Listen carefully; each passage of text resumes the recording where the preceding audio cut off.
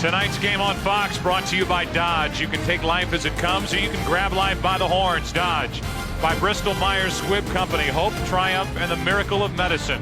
By State Farm, like a good neighbor, State Farm is there.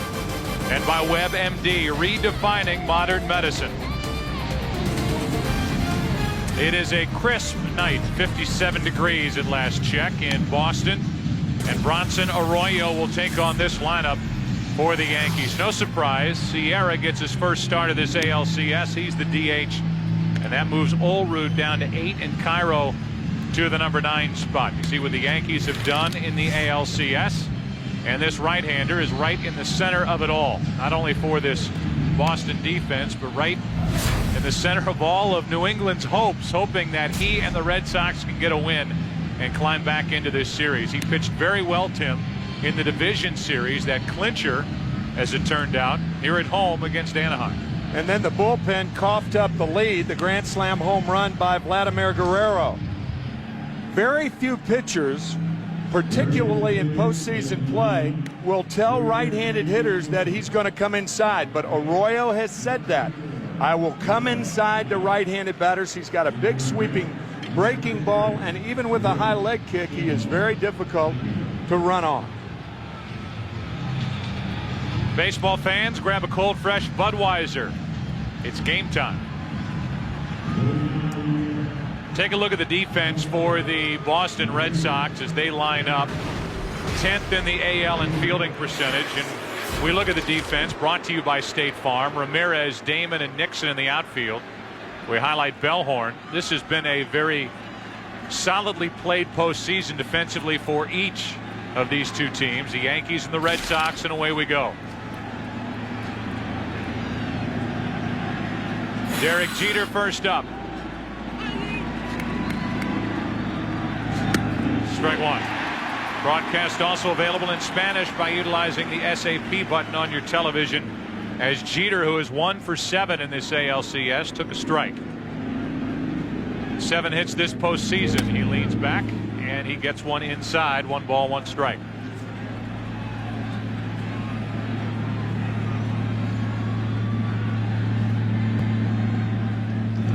Again inside, 2-1. Something that Roger Clemens said before his Game 3 start today. A lot of these hitters look too comfortable. If they start to look too comfortable against me, I'm going to change it. He and the Houston Astros won today as Jeter checked it 3-1. Well, that's the problem when you miss inside. First pitch was a sweeping curveball for a strike, then 2 fastballs inside, and now he misses with the breaking ball away and behind in the count, 3-1. A 3-1 is grounded to third, foul, full count.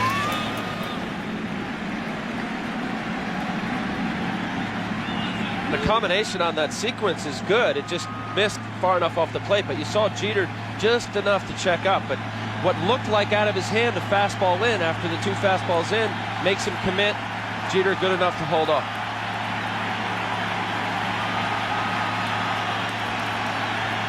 Breaking ball's fouled back. A-Rod and then Sheffield will follow here in the first inning for the Yankees, up 2 games to none.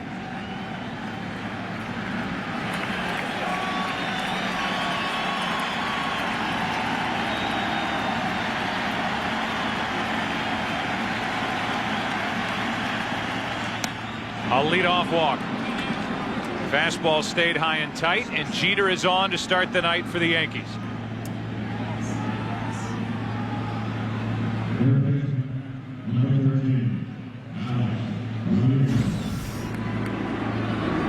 First pitch is a strike with a breaking ball, and this is really what walked Jeter. 2 fastballs missing inside.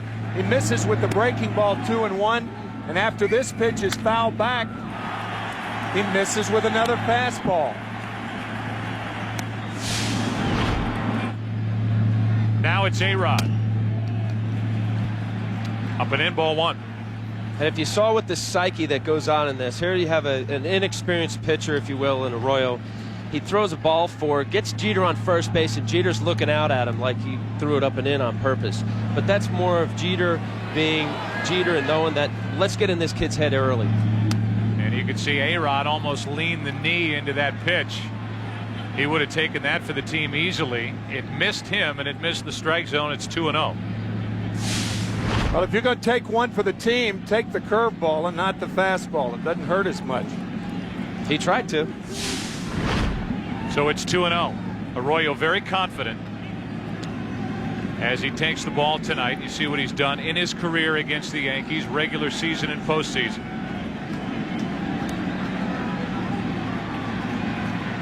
A-Rod looking to smash something on 2-0.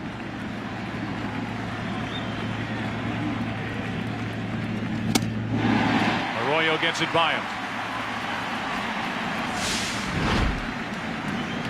Just a fastball away. Almost surprised A-Rod and thinking maybe as many breaking balls as Arroyo throws. It looked like he was sitting off speed in a 2-0 fastball count.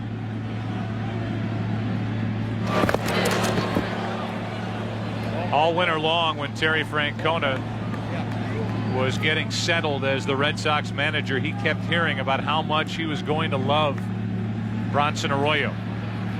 And he learned to during the course of the season. Arroyo has run it to 3-1 after issuing a leadoff walk to Jeter.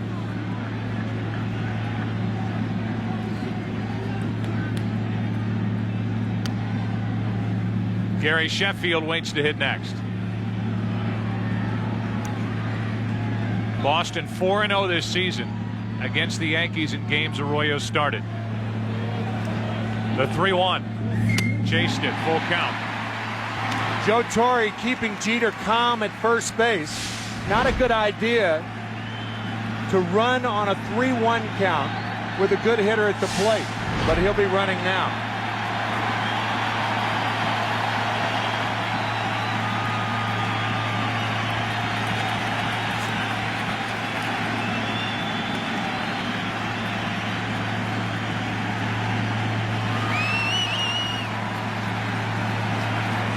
Jeter goes. Rodriguez hits it down into the left field corner. Jeter will head for third. Ramirez digs it out. They bring Jeter to the plate, and the Yankees have scored first. An RBI double by Alex Rodriguez. And it's 1-0 New York in the first inning. A breaking ball right over the heart of the plate, and because Jeter was running, he scores rather easily. Right down the line, hitting the base of the monster to the right of the 310 side. Jeter running on the play, sensing it, sniffing it as the Yankees take the lead. A very poor relay by Manny Ramirez to Cabrera. A good play to Cabrera to get the ball to Veritek. The Yankees take the lead. Now it's Sheffield, runner at second with nobody out. Strike one. Sheffield, who just lets it fly. He had 2 different sessions when he had to take cortisone injections in his injured left shoulder. But it's amazing, even on a chilly night, for a guy whose shoulder is killing him and maybe looking at off-season surgery, the way he swings the bat. Intimidating, to say the least. And right on top of the plate with that guard on his left elbow. Look at that. 0-2.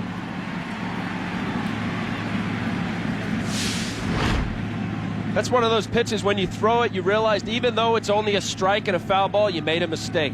You do not want to live there. You can't live there, or you're not going to see the 5th inning. That ball was right down the middle.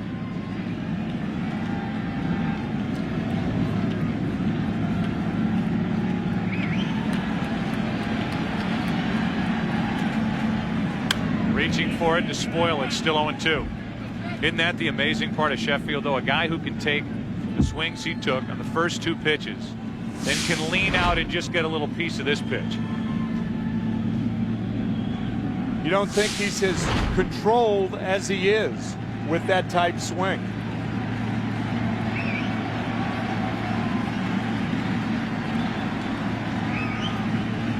Arroyo's 0-2. In the air to center field, Damon. A loud, long first out, and Rodriguez will end up at third. So a productive out. Runner at third, 1 out. Here's Bronson Arroyo talking about the pressure of pitching in this game 3. That's why we play this game. That's why I want to be a starting pitcher. It's, you know, you enjoy being in those situations, and, you know, I'm hoping I can be the guy to go out there, pick the team up, you know, come back 2-1, give us a little momentum, hopefully going into Game 4, and give us an opportunity to, you know, to extend the series. And you would have to believe for a realistic chance at coming back in this series, he has to do that tonight. And Joe, this is very unusual. The infield is pinched in, particularly the middle infielders. Normally, managers would play him back in this situation, not the Red Sox. I think it's a good idea because of all the ground balls Matsui hits, more so last year than this year. But the Red Sox taking a mild gamble playing the infield in here in the first inning. 1 ball, 1 strike.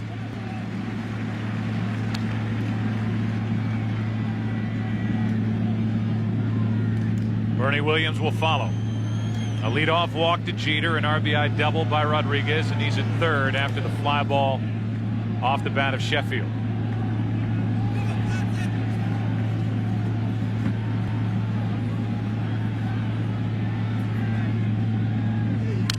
Another foul, 1-2.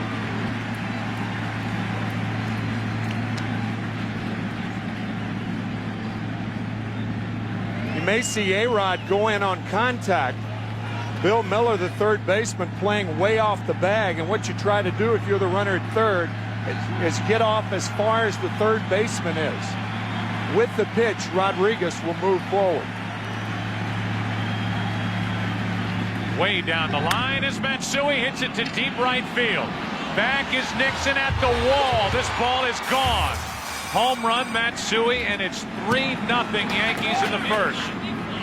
A walk, a double, a long fly out, and now a home run.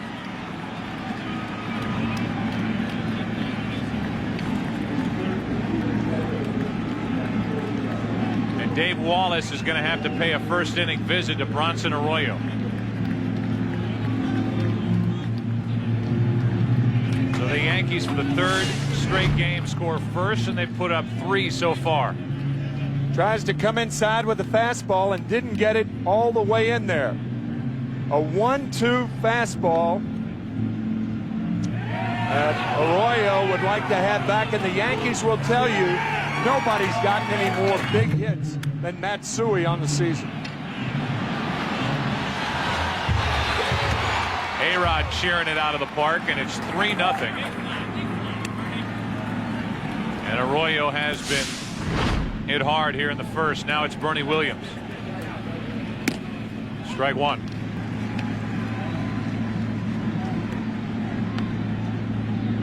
The last thing the Red Sox wanted down 2-0 was to walk into this slap in the face here in the first inning. 1 ball, 1 strike. Well, the crowd's taken out of it very early. And that's the one thing Terry Francona and the Red Sox wanted, this Fenway faithful. Right side, another hit. And Bernie Williams is on with only 1 out here in the first. Because of the question marks surrounding the starting rotation for the rest of this series for the Boston Red Sox, they don't have as many long relievers available to them in their bullpen tonight. As this one gets past the glove of Millar, Mendoza would be the obvious choice, but Wakefield is the scheduled Game 4 starter, and then as of the moment, the Red Sox are looking at Derek Lowe for Game 5 on Monday. 2 guys that were in the bullpen the first 2 games of this series. Strike 1 to Posada.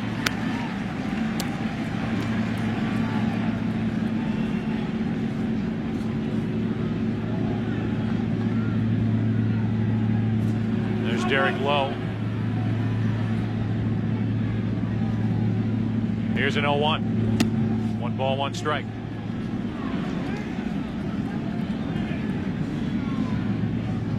Kevin Brown, the 39-year-old right-hander, will be on the mound for the Yankees in the bottom of this inning. Guy who's been bothered with a bad back and then the broken left hand. Pitched well in Game 3 of the division series at Minnesota and got the victory, and he'll be stake to at least a 3-run first inning lead.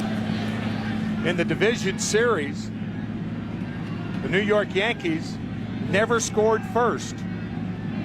And the Red Sox have never been ahead in this series. Breaking ball for strike 2 to Posada.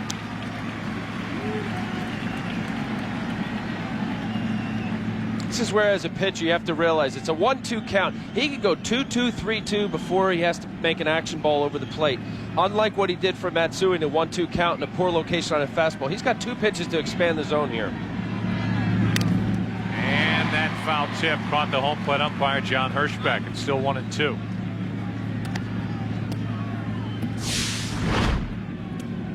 Breaking balls have to be down in a 1-2 count. It was low, but he still has more room for in the dirt. Posada is a notorious fastball hitter and hasn't done well with off-speed pitches, especially the changeup going down and away. Veritek sets up away, and Posada slaps it foul. 90-mile-an-hour fastball. I would imagine, guys, that would be a natural reaction, though, for a young right-hander who's just given up 3 runs, now another base hit. Imagine it's hard to remember you can expand the zone when you've got the advantage on a hitter like he does here with Posada. Arroyo on 1-2, and Posada fouls another.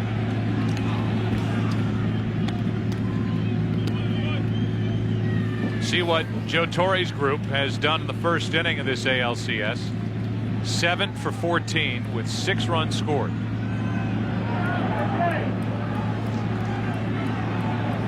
2 in game 1, 1 in game 2, and 3 here in game 3.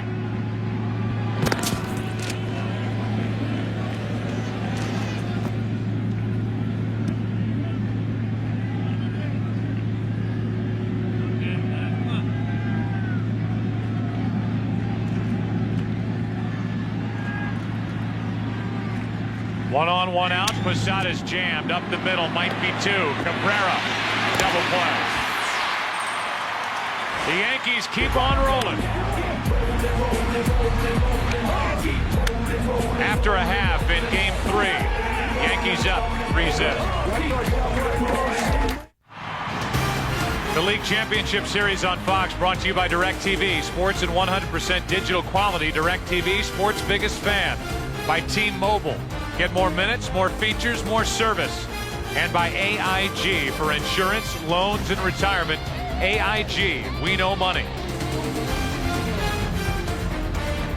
Right-hander Kevin Brown on the mound for the Yankees. Game 3 starter in the division series, and the Yankees stay with him here in the ALCS. Started the season 5-0. June 15th went on the disabled list, bothered by a bad back and an intestinal parasite. And then 7 starts after coming off the DL. He broke his hand on September 3rd after a loss to Baltimore when he punched a wall in the clubhouse.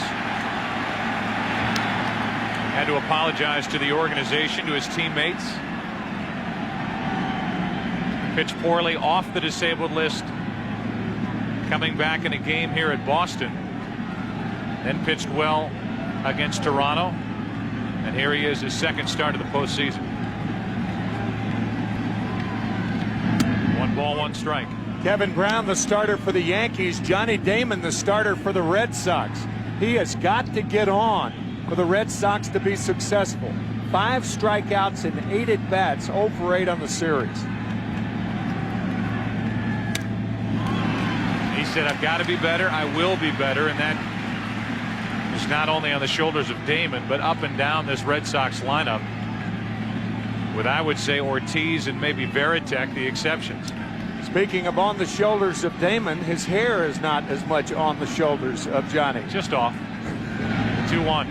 2-2. Johnny with the haircut 2 days ago. Not much of a history between Brown and Damon, but Damon is 0 for 7 in his career. Granted, it's only 7 at-bats, but sometimes it still gets in the head of whoever is dominating.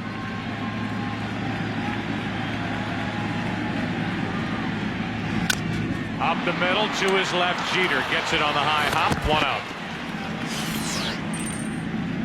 Take a look at the lineup for the Boston Red Sox. You know Damon, he's gone. Now it's Bellhorn, Ramirez, and Ortiz. With Veritek, Nixon, Millar, Bill Miller, and Orlando Cabrera.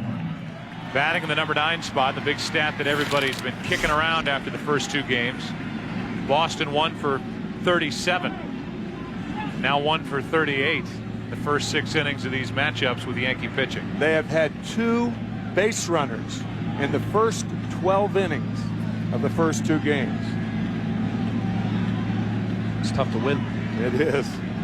They made some late inning noise, but that's really where the Yankees are best with their pitching staff. That's where you get into Gordon and then Rivera. So that's not the formula that the Red Sox thought about coming into this series. Here's Bellhorn, ball 1. Mark only 2 out of 19 in this postseason.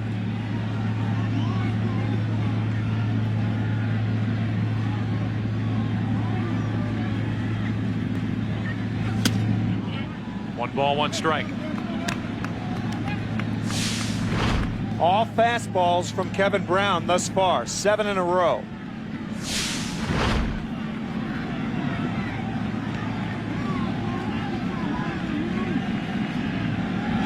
On the inside corner, 1 and 2. That's exactly what Kevin Brown has to do on these left-handed hitters. If he leaves his sinker out over the plate, if it's down, yes, you can hit it on the ground, or he'll try to have him hit it on the ground, but he must be able to pound guys so that these left-handed hitters can't pepper that green monster. Bellhorn strikes out. 2 up, 2 down.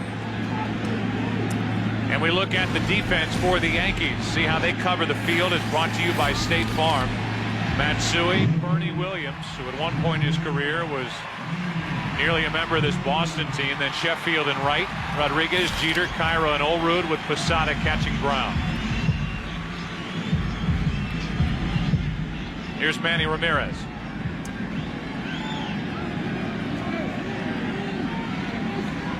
Ramirez 2 for 8. No RBIs in this series with the Yankees after driving in 7 against the Angels. Ball 1.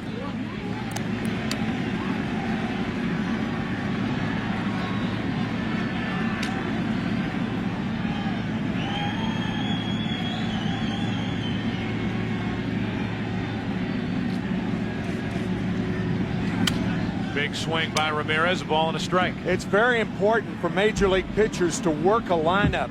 And if you have 2 big sluggers in a lineup, it's very important also to splinter those 2 big hitters.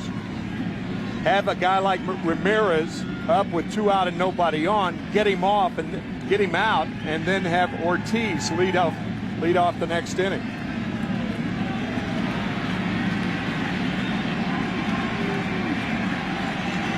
Here's a 1-1. 2 balls and a strike.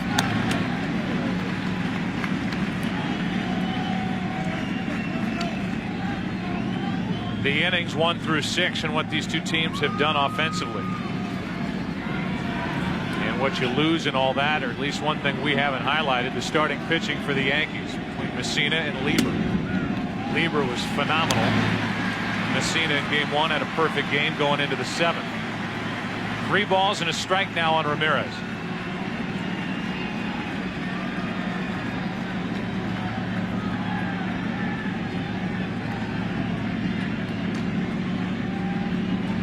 He'd like to put a charge into a ball and this crowd. Steady, it's a 2-hopper to third. What an amazing pickup by A-Rod. Safe. With the amount of spin on that ball, that was eye-popping that Rodriguez corralled that. Too far to go and too much to do.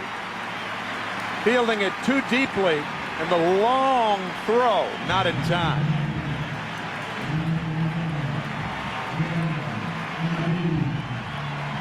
Did what he could. Not quite enough. The last time David Ortiz stepped to the plate in a postseason game at Fenway Park, he sent the Red Sox into the ALCS with a 10th inning home run off Washburn to the Angels. He has hit some in this LCS. And he bats with Ramirez at first and 2 out.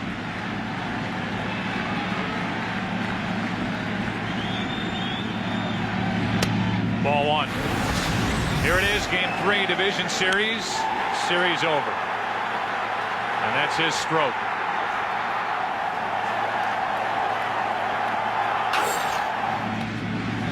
Mo Vaughn-esque in body and in swing.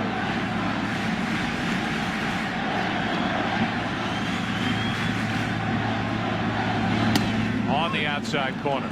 That's why your point out was impressive, because you really have to pitch guys inside to keep them from going out after that monster. This guy with tremendous power the other way.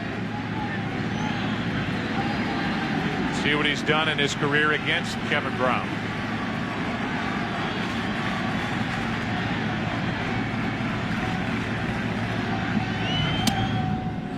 That's inside, but a ball. 2-1. This Red Sox team hit .304 this season at Fenway Park, compared to .260 on the road.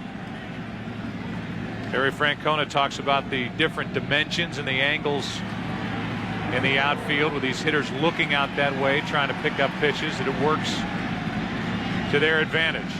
Hit better tonight. The 2-1. Varitek on deck. It's 3-1. Back to what Tim alluded to about Damon leading off, having to get the top two hitters in a lineup, get something out of him. It makes it so much more difficult for the pitcher. Right now, if he were facing Ortiz with first and second or second and third, that's an obvious statement, but it makes it a tough time to pitch to two great hitters in Ramirez and Ortiz. The 3-1. Right side, that's a base hit. Ramirez will turn and go to third. The throw there by Sheffield. Out to end the inning, and that's a terrible mistake by Manny Ramirez. There is no way he can try for third base there. No way. After one, 3-0 New York. Ruben Sierra takes the ball low, and we're underway in the second inning. It's Sierra, Allrood, and Cairo. If anybody gets on, back to the top, Jeter. A 3-run first inning for New York, already up 2-0, and the count's 2-0 on Sierra. Ruben getting his first at bat in this ALCS.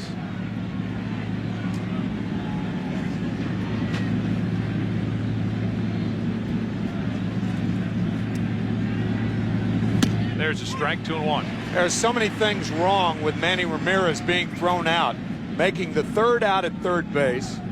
With the Red Sox trailing by 3, 2 outs, the Red Sox had their two big guns hit in the same inning. That's in the gap in left center field. Sierra's on with the leadoff double. And let's go back to the end of the first inning and look at that base running play again. Funny thing, he had to hold up, watch him hold up for the ball to get by him. So he didn't have a good jump from first base. Now he's safe at third. The Yankees got the call, but the point is this play can't be close when you're trailing by 3 runs. Watch the play one more time. The tag is high. The foot was in there, so he was safe, but it can't be close, and that's the point. Looked like the right foot of Ramirez got on the bag before the tag was applied by Rodriguez. Joe West, the third base umpire. And now with a runner at second and nobody out, here's John Allrood.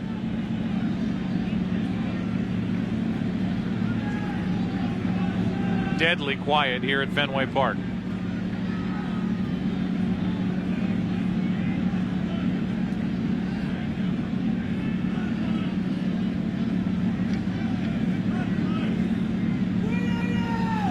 That's in for a strike.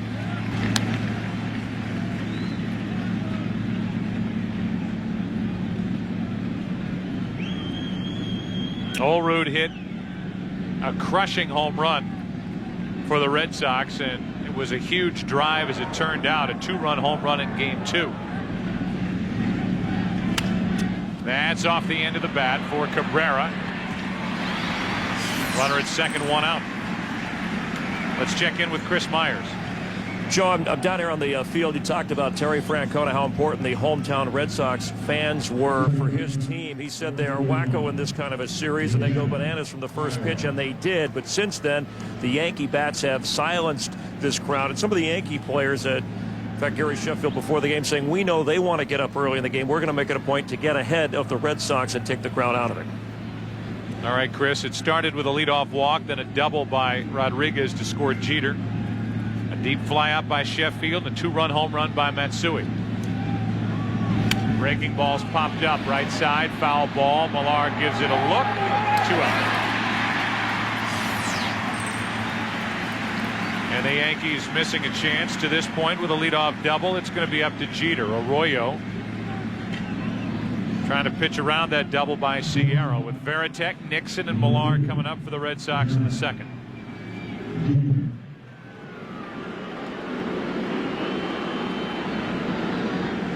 Early runs do an awful lot on both sides, with the hitters that feel as though they have to get back into the game, like the Red Sox. And for a guy like Kevin Brown, who's got at stake the 3-run lead, you feel much more comfortable as the pitcher in a 2-0, 2-1, 3-1 count when you're throwing your fastball and knowing you have some wiggle room. And as a result, you're much more relaxed and you make your pitches. Runner at second, 2 out. Jeter takes ball 1 outside. And I thought for the most part, something you talked about early, Al, was Kevin Brown, who was, to quote Joe Torre, stalking around the clubhouse yesterday with the rain delays and then the eventual rain out to stay under control, and in the first inning he did, as opposed to jumping at everybody and trying to blow every hitter away. The count's 2-0 on Jeter.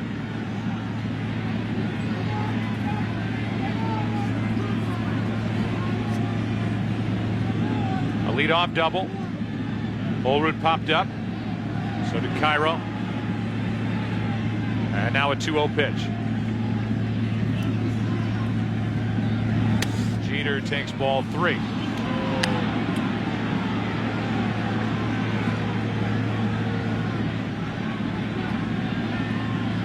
If you see where A-Rod is, the angle really, he's almost behind home plate. And to me, that's unfair for the pitcher. He's got a pretty good perspective of almost standing behind home plate.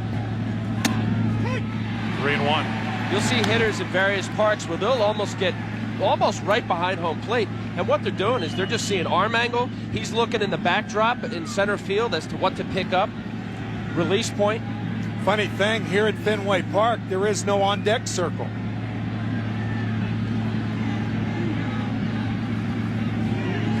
Jeter, a full count. So your deck's bigger.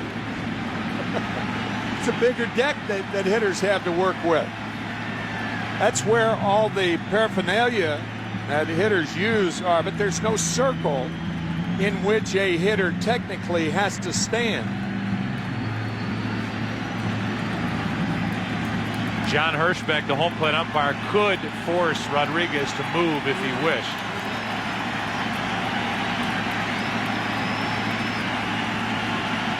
Runner at second, 2 out, 3 balls, 2 strikes on Jeter. Into right center field, and Nixon takes it in. That ball hit a long way by Jeter. But good work by Arroyo to get around that leadoff double. Veritek coming up.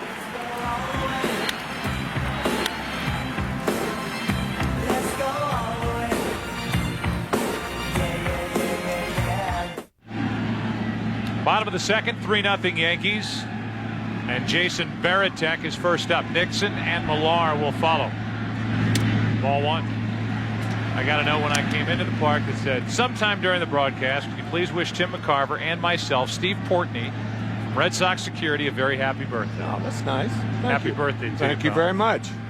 That we'll just end it at that. I know you get a little touchy about that whole thing. 2-0, the count on Veritek. Kevin Brown pitched around back-to-back hits. In the first inning, Veritek takes ball 3. Kevin Brown has not been good in this park. In his career at Fenway Park, he's 2-5 with a 6.14 ERA.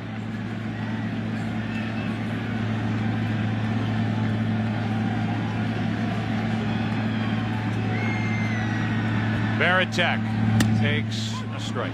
3-1.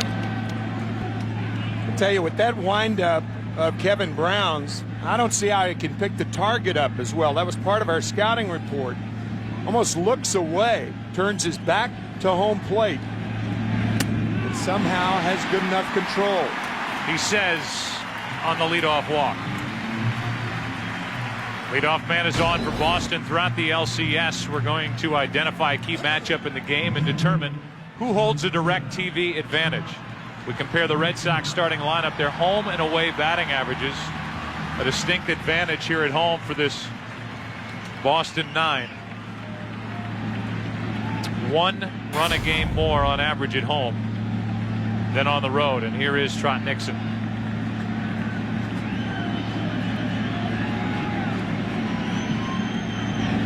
Strike 1.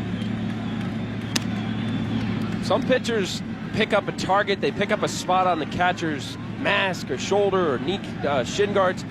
It's a feel, and in Kevin's case, he has a feel for his delivery, and you can't explain it sometimes as to whether your timing is right. But he doesn't pick up the target until late, but it's worked. And in many instances, a lot of guys do that, so that they don't laser their focus and their concentration on one spot.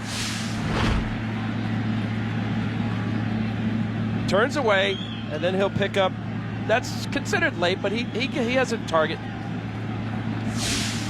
And here at Fenway, we couldn't think of a better guy than Louis Tion. Oh, right. Who looked away. Right. El Tiante. A 1-1.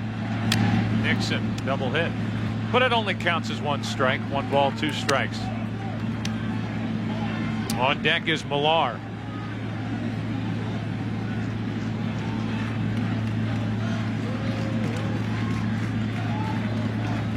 Brown has always had that look about him where he's kind of huffing and puffing and just glaring in at these hitters. Menacing.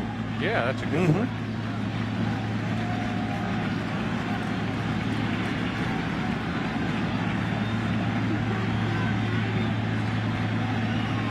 He's ahead on the count on Nixon. A ball and 2 strikes. 2-2.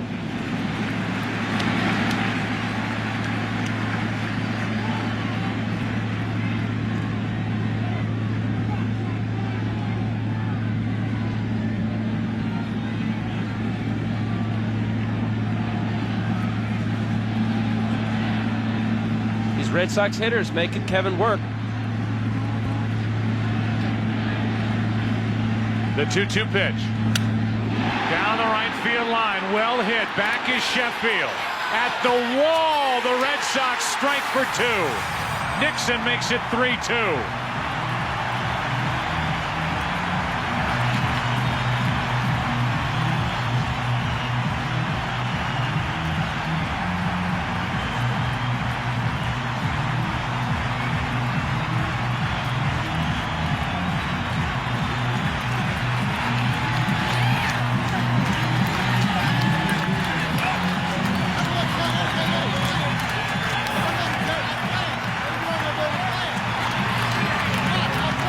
Gives this place some life again, and it's a 1-run game in the second.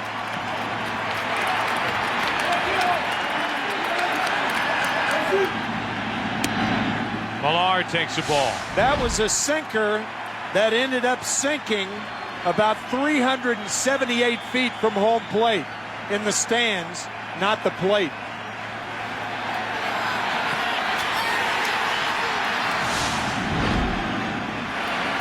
A 1-0 to Millar.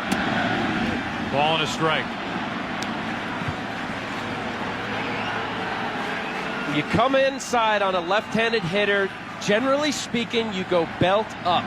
They're mostly low ball hitters, and as you saw in that replay, that was a low fastball down and in. Lefties know how to golf those. Millar gets into one to center field. Back is Williams at the wall, reaching for it. 2 steps in front of it, 1 out. Here you see the pitch. It ends up inner half. It's inside corner, down and in. You see it's knee high. You would think that's a good pitch, but to most left-handers, that's their sweet swing. That's their spot. It's actually a 4-seamer, probably trying to cut it inside. Nixon's all over it. If you don't think you can lift balls that are low, think of a golf tee. Here's Bill Miller. The number 8 man in this lineup for Terry Francona takes the ball outside.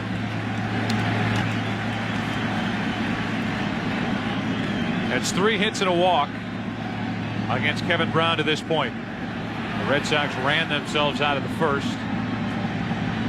Put 2 up here in the second as Miller takes a strike.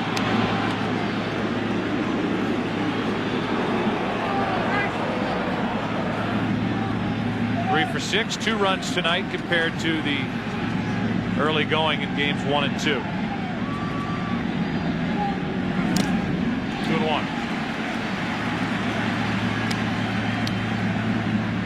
What the Red Sox have not been able to do, Tim, is get at the Yankee middle relief.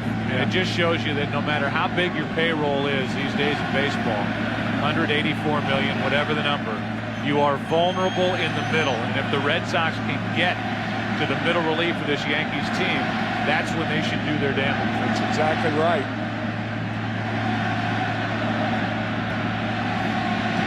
Miller hits one down the right field line. That ball's going to bounce up against the wall. Good play by Sheffield. He dropped it, but he got it back in time to hold Miller to a double.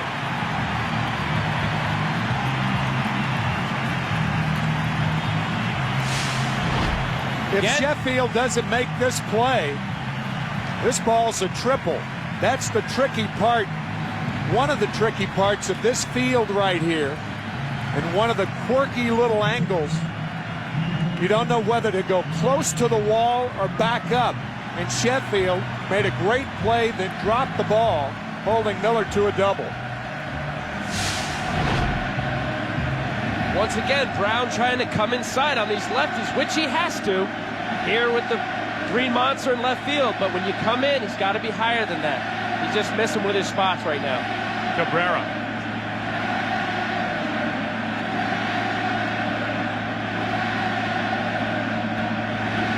It's a Kevin chance for Kevin Brown. Ball 1 to Cabrera.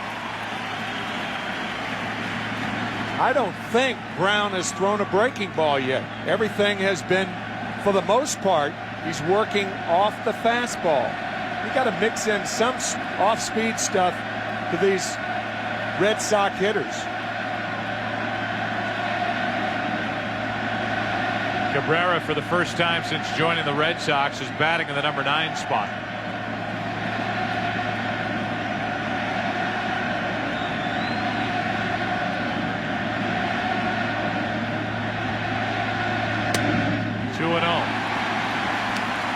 So that's the response from these Red Sox fans. For the Yankee fans at Yankee Stadium all over Pedro Martinez in Game 2.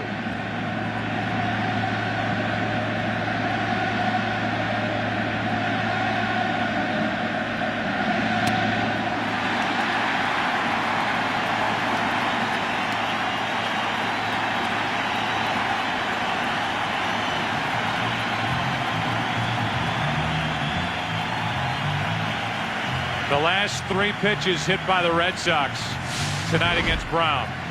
And every one of them trying to come inside with a fastball and leaving it down and in. Oh, well, here's Millar. It looked like a hanging cutter, just left it out over the plate. And this is very similar to the pitch that Nixon hit out. Trying to come inside, low enough, these guys able to get the barrel of the bat on it. Cabrera on 3-0 is taken, 3-1.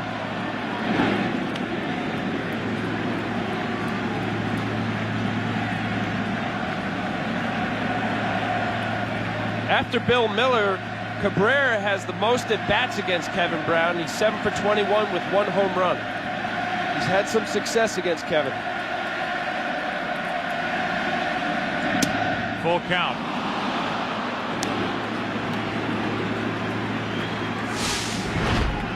You can't help but think what might have happened to the Red Sox's first inning had Manny Ramirez not been thrown out at third base. That's at least... It has to pass through about half the Fenway faithful's minds here tonight.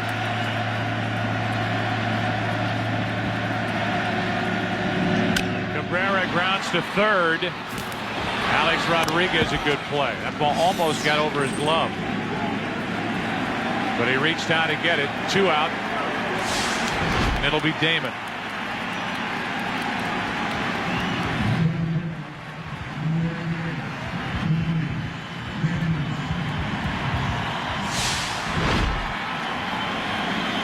When the balls hit that high, just have a taller third baseman down there. How about that for crack analysis? Very nice.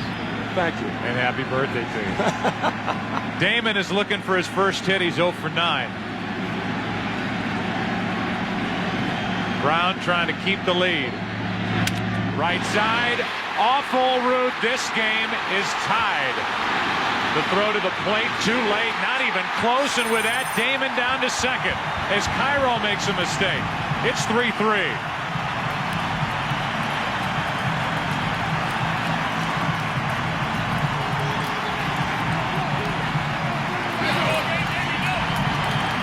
Outstanding base running by Johnny Damon.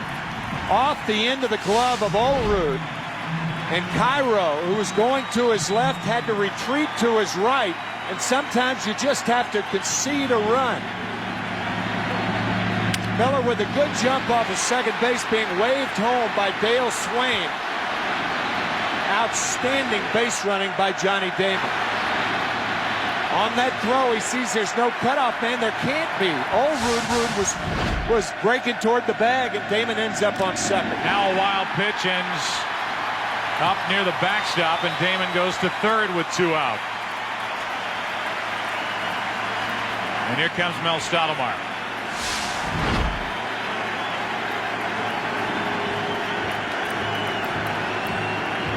Posada going after that pitch.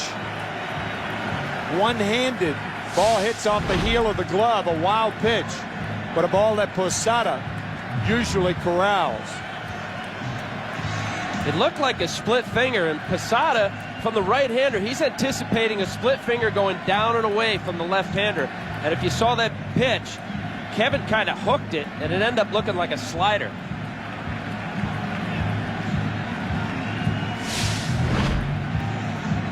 He sets up away and throws it in the dirt inside.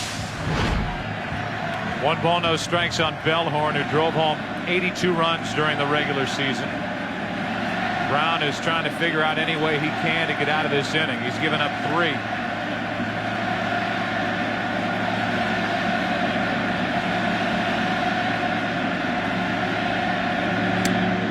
Good fastball there. 1 ball, 1 strike.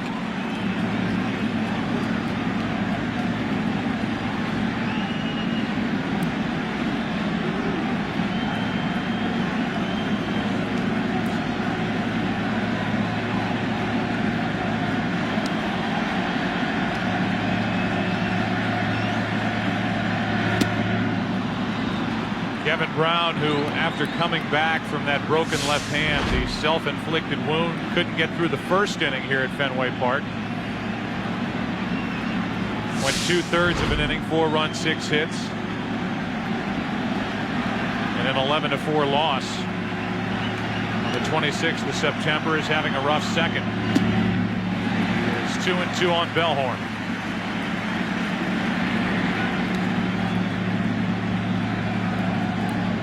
With this dramatically efficient lineup of the Red Sox, it's very unusual to have a guy who led the majors in strikeouts batting second. Bellhorn with 177 strikeouts on the year. Just got a piece.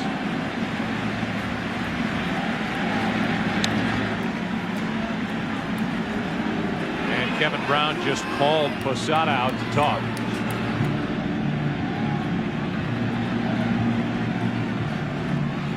You can see Brown saying, my bad, my bad. So whatever just happened, Brown is taking responsibility, but the last pitch was fouled away by Bellhorn. Damon's hit has tied it. He's at third with 2 out and a 2-2 count on the Red Sox second baseman.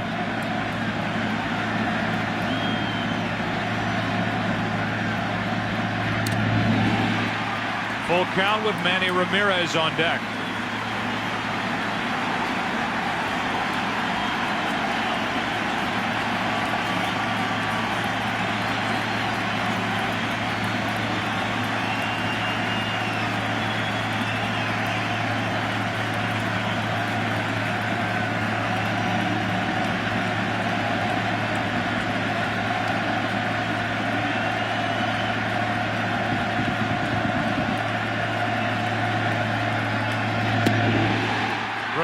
now.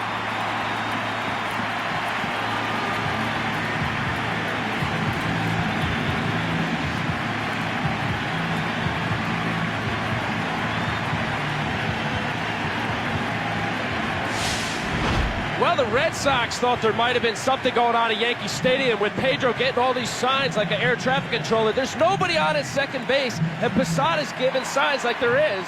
I don't know whether it's calming Kevin down or maybe they think we're getting something, but that's a little unusual when there isn't anybody at second base and he's giving 3 and 4 signs.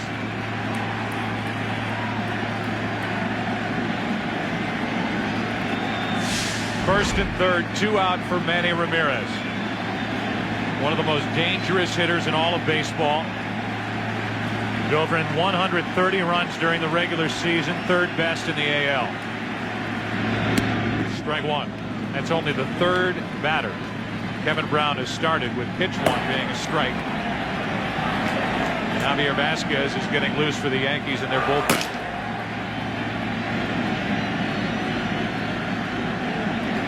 Stephen King into the fun here at Fenway.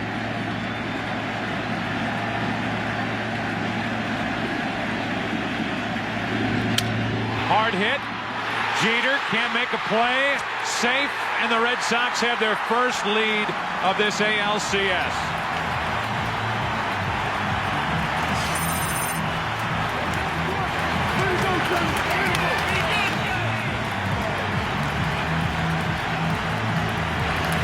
We'll see how it's going to be scored. That was a tough play for Jeter, an in-between hop. I mean, that ball hit like a laser. Jeter recovering in time, but the backhand flip juggled by Cairo, and Bellhorn safe. To me, that's a hit. And that's how they ruled it. Now it's Ortiz.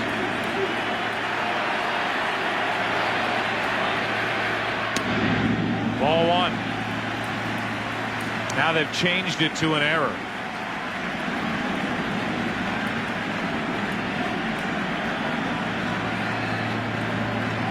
Omar Vizquel must be the official scorer tonight. 2 on, 2 out, 1 ball, no strikes. Oh, vicious rip by Ortiz. Well, Al talked earlier about when you crowd a left-handed hitter, you have to crowd him on the hands. The ball down, you just drop the bat head on it. On the hands, Ortiz and a lot of left-handers have a tough time with that pitch.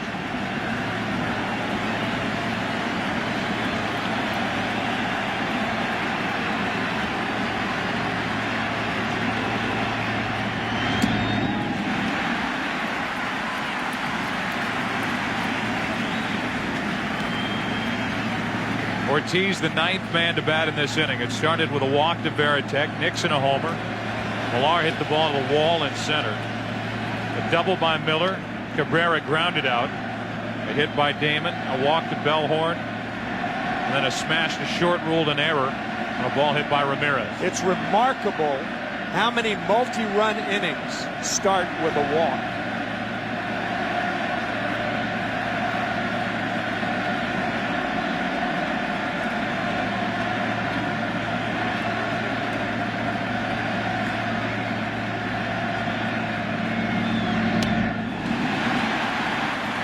Ball 3.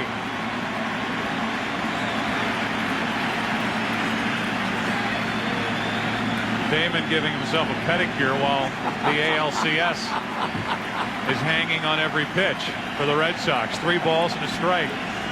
That's a shot I have never seen in a major league dugout. Nor do we want to see it again. The 3-1. Right side, Cairo. Knocks it down, good play, picks it up, gets the out, and the inning is over. A 4-run second for the Red Sox, and Fenway's alive.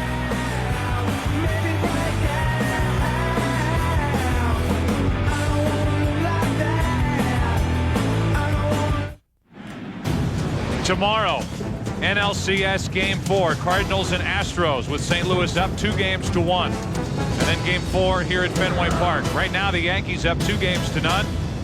It all begins tomorrow At 4 Eastern, 1 Pacific with the all-new Dodge Dakota pregame show. Big day in the New England area for Fox Sports, with pregame show being here and the Seattle Seahawks taking on the New England Patriots. That's going to get out of play, and the count 1 ball 1 strike on Rodriguez, who has an RBI double and a run scored tonight.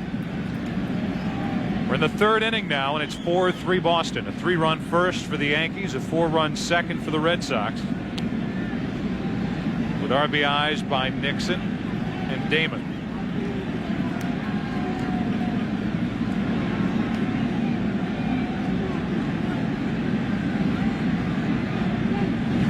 That misses. 2 balls and a strike for Bronson Arroyo, who has new life.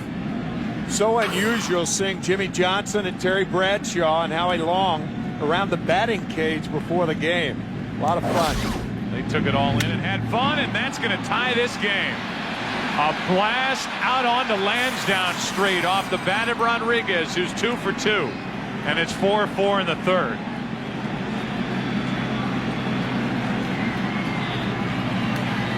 Not all breaking balls that are up are hangers. But folks, this is a major league hanging breaking ball, but not for long to A-Rod.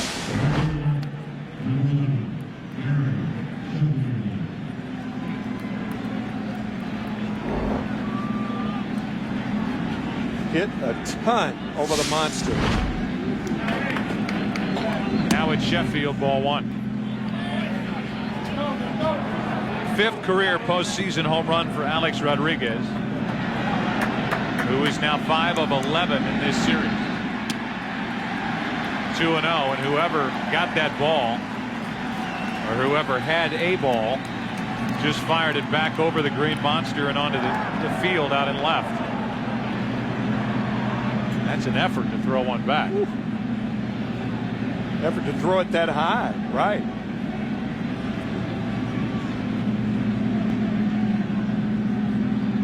Arroyo behind in the count, 2-0. 2-1.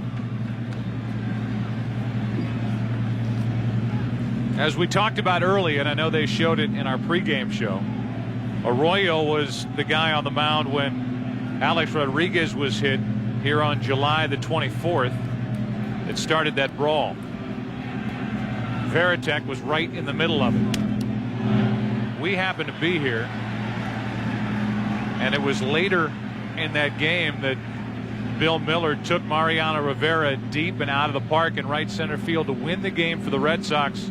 And many who follow this team regularly believe that this was the turning point of the season for Boston.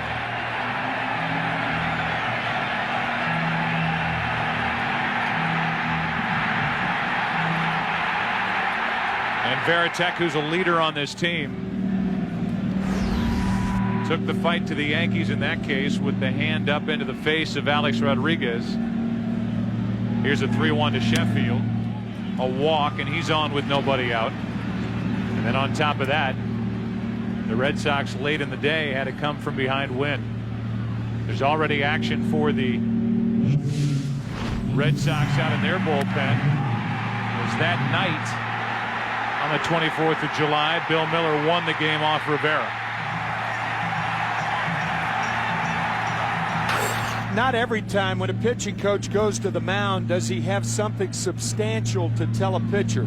But it's pretty clear that Bronson Arroyo is getting under his breaking ball. That's the one Rodriguez hit and the one Sheffield fouled back. Matsui hooks it foul. It's happened all night, Al. It's called flat. When a pitcher's body rushes out before his arm is in position to throw the ball, you are underneath it. Therefore, you're going to be elevated, and a lot of your pitchers are going to be up. I was intrigued a little bit. Veritek didn't go out. Dave Wallace, the pitching coach, went out. Usually when that happens, and Dave Wallace kept Veritek away, he's getting a little chew out there, that's for sure. Bad miss is away. 1 ball, 1 strike.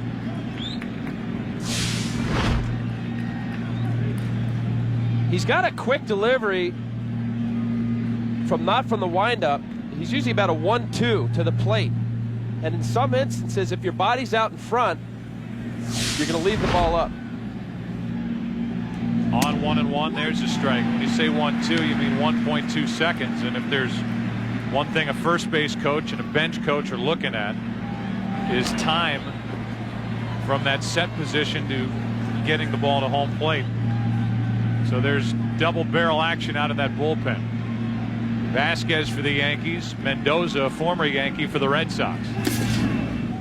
And each starter could be out of here shortly. You, I guess, have to believe that Kevin Brown is finished. Yeah, and I think that's what Joe Torre would want to do with Vasquez. He's a starter, so he's used to starting innings. You don't bring him in the middle of an inning. That's not the case with Ramiro Mendoza, who is by nature a reliever. A homer, a walk, and now a 2-2 pitch to Matsui. Foul. And Arroyo hasn't fooled many. He's just way off with his command and location. And more than anything else, of course, it's all about runs. But if you're missing by a foot to 2 feet in your location, right there, Veritek set up away and the ball was inside, you're off. You're either missing mentally, you're a little bit lacking the confidence needed, or you're not quite comfortable with your delivery and what you're trying to do to get the hitter out. Another 2-2 to Matsui. Ball 3. Full count. And we'll see what the Yankees do with Sheffield over at first. No, I think he'll be running. Matsui is not a guy who strikes out a lot. Sheffield with fair speed, that's not usually the determining thing. It's up to the hitter to make contact, determine whether it's a strike or not, and then make contact. Not going as Matsui hits it into the right field corner. Nixon will dig the ball out, and Sheffield will hold at third. It's second and third with nobody out. Another extra base hit for Matsui, and the Yankees are coming right back. And that's it for Bronson Arroyo. A homer, a walk, a double, and the right-hander the Red Sox were so excited to get on the mound in this series against the Yankees has been KO'd in the third. Second and third, nobody out. Tie game. And Mendoza's coming in for Boston. Ramiro Mendoza, who was so good for so long for Joe Torre in a middle to shorter relief role, is on in relief of the right-hander Arroyo, who can only pitch into the third inning. And with weather moving through the area and a little shower passing through, Bernie Williams could put New York back on top. Runners at second and third, nobody out. A run already home here in the third inning.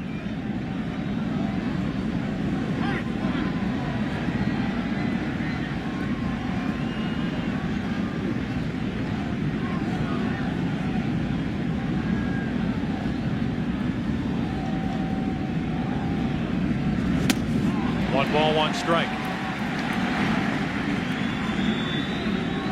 You look at the numbers for Matsui, who just doubled to chase Bronson Arroyo, and look at his numbers against the Boston Red Sox. In 22 games, a .386 average. He had a 2-run homer in the first inning tonight. He had 5 RBIs in game 1. 1-2 on Bernie Williams. Mendoza, not a strikeout pitcher normally, but he needs one here. If they strike out Williams, perhaps the Red Sox can walk Posada and then get Ruben Sierra up there and try to get a double play ball out of it. Bernie just saw 2 nasty changeups going down and away. Trying to put New York back in front. That's in the air to shallow center field. A base hit. In to score is Sheffield. And New York is indeed back in the lead. It's now 5-4, first and third, still nobody out. Well, the third time was not a charm for Mendoza. Same pitch off the end of the bat, off the plate away. You talk about reach by Bernie Williams. That ball's 4 to 6 inches off the plate away. Fine piece of hitting by Williams. First and third, still nobody out. And Mendoza, who was a part of 3 American League Championship Series while with the Yankees. And 3 World Series in 98, 99, 2001 is pitching against the Yankees. First and third, nobody out, and New York on top 5-4.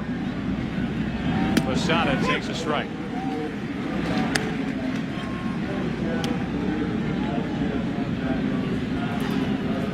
So a 4-run second inning by the Red Sox got these fans back in it. But Bronson Arroyo could not do anything with a 1-run lead. It was almost as though Bernie Williams was looking for the pitch off the plate away. Watch his feet. 1, 2. Rarely you see that much foot movement on a hitter, but Bernie Williams certainly looking for that changeup off the plate away. 1 ball, 1 strike. Which would make me think if they actually either got the location or knew the sign, because you're absolutely right, Tim. He's moved up while Mendoza was in his windup. He was absolutely sure that ball was away.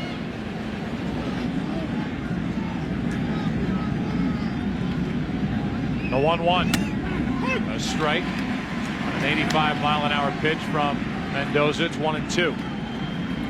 Mendoza was added to the roster for the Red Sox. They took Euclid off after the division series. The Red Sox right now have to be happy they did with what happened with Schilling and having to move low into the starting rotation potentially on Monday for Game 5. A 1-2 pitch. That's got to be a balk, doesn't it? Well, he stepped off. Now the umpires are saying that was a balk. If you step off, you can't go home. Mendoza immediately knew it, and now Francona is out to argue with Jim Joyce. He stepped off behind the rubber and threw a pitch. He just locked up. Maybe he could say, I was just asking him to change the ball. Watch him step off with his right foot. And now throw. He's totally confused, but a balk called on Mendoza. Terry Francona's arguing, but he's not going to win that argument. I have never seen that. Neither have I. You can step off and throw to a base, but not home. That's just a brain cramp on the part of Mendoza. Because he certainly stepped off. It makes it a 6-4 game. And Francona's still doing all he can. Let's give you sounds of the game. The bench was yelling for the balk.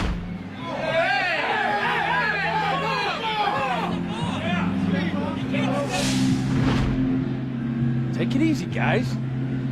They got the call, and Francona's still pleading.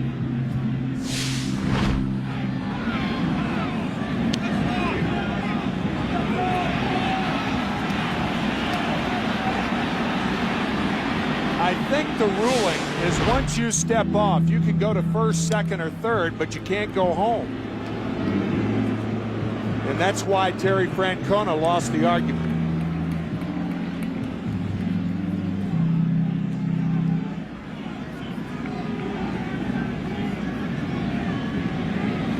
Not only does it produce a run for the Yankees, but if I'm Terry Francona, Dave Wallace, and the Red Sox, I'm thinking, what's going on out on the mound with somebody who would do that? Just locked up and commits the balk as Posada pops it up. On the infield, it's Millar for the first out.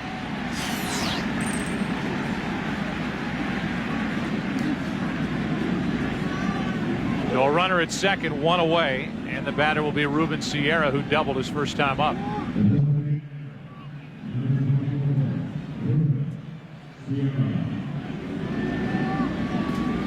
So the crowd back out of it. Sierra tries to add to a 2-run Yankee lead.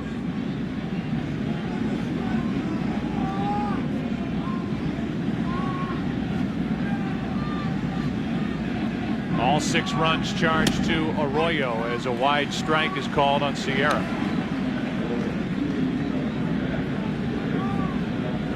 You could even understand that move by Mendoza if the Yankees had speed on the bases. Nobody out. Bernie Williams at first, not a base stealing threat, nor Matsui at third base. What made him do it? I don't know. I think there had to have been some mix-up with Varitek and Mendoza. And if you saw at the very end, before he stepped off, Varitek did that big jump, exaggerated jump, setting up outside, and he just had a brain cramp. The 1-1 is in the dirt.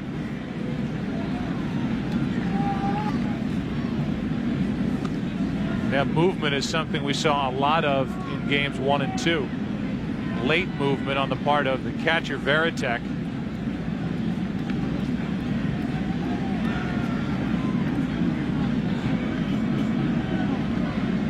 And now the count's 2 balls and a strike on Sierra. Mendoza misses with ball 3.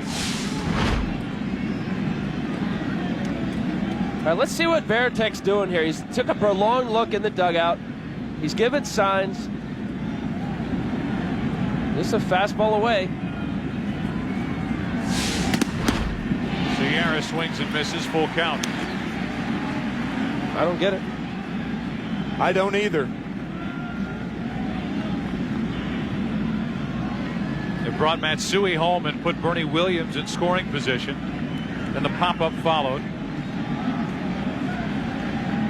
And now it's a full count on Sierra. And Sierra strikes out, 2 down.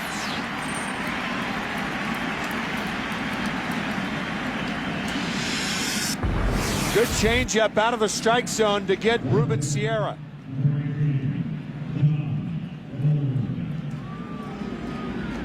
So Sierra becomes the first strikeout victim tonight for the Yankees, and Olrud will hit.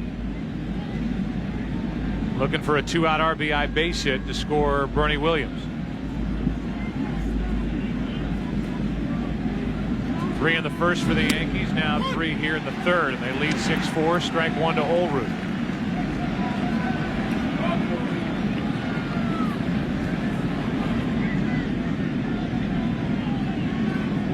Vasquez getting ready to come into this game in the bottom of the third.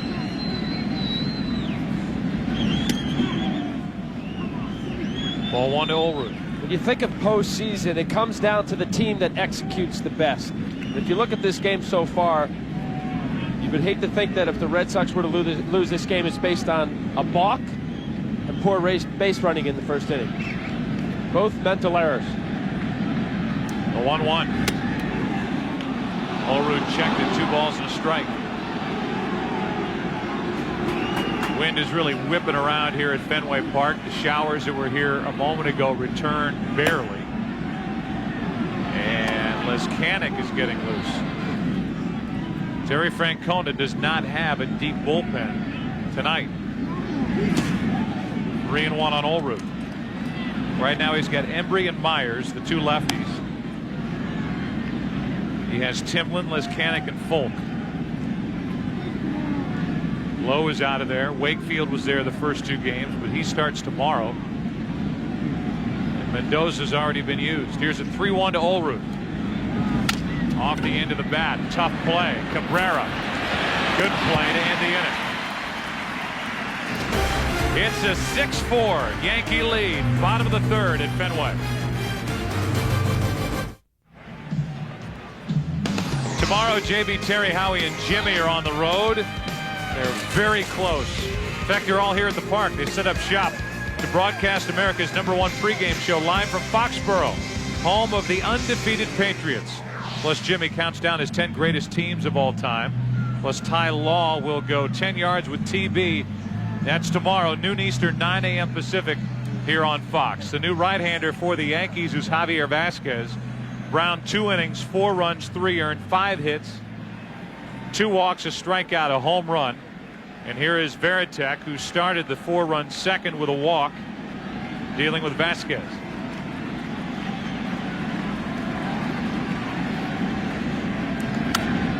Strike 1. Javier Vasquez made the start and went through 5 innings in Game 4 of the division series. Was hurt defensively in a ball that Sheffield lost the roof at the Metrodome as he misses low and away. By and large, didn't pitch poorly at all.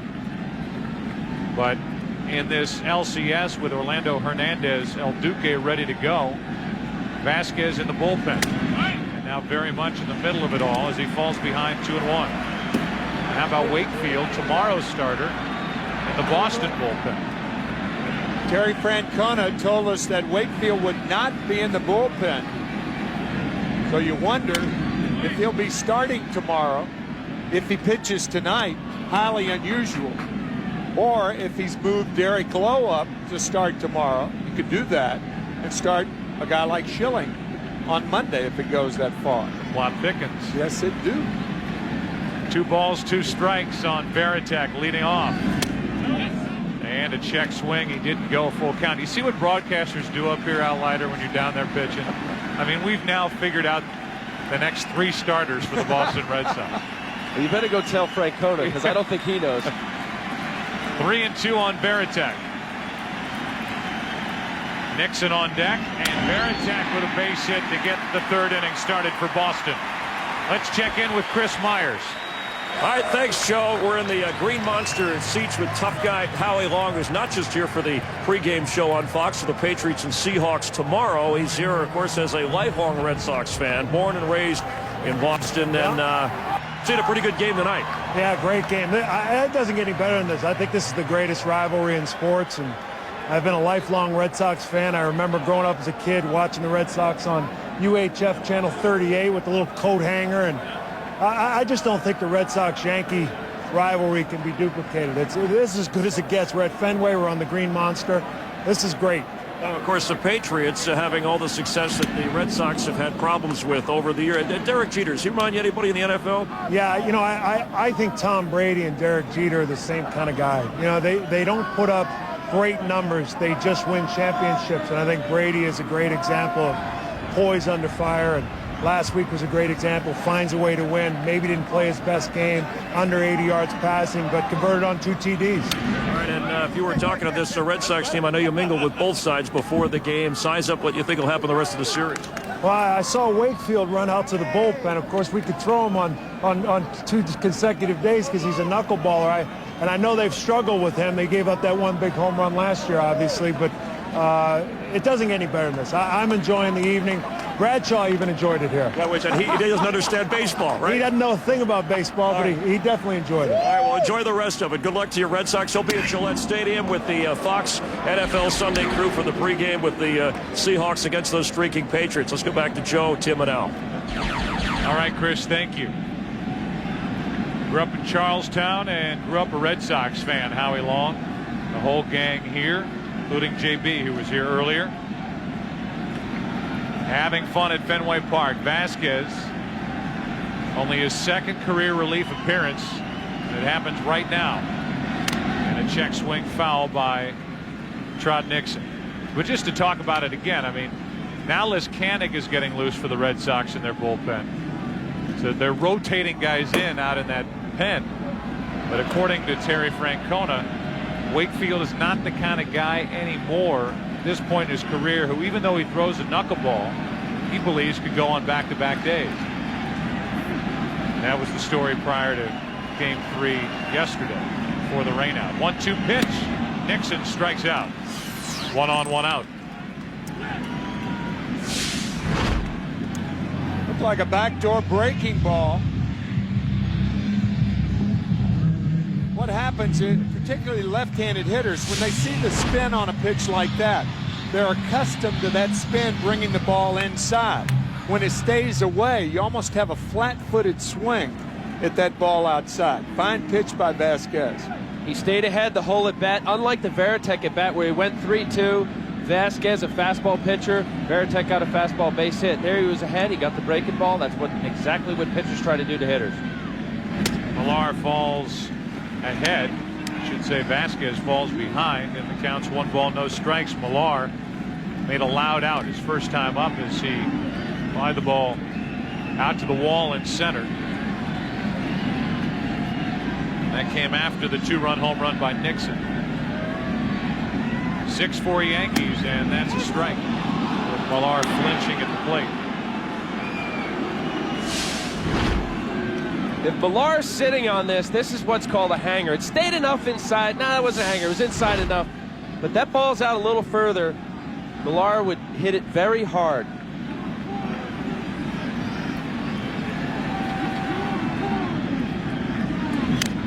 Off the end of the bat, strike 2.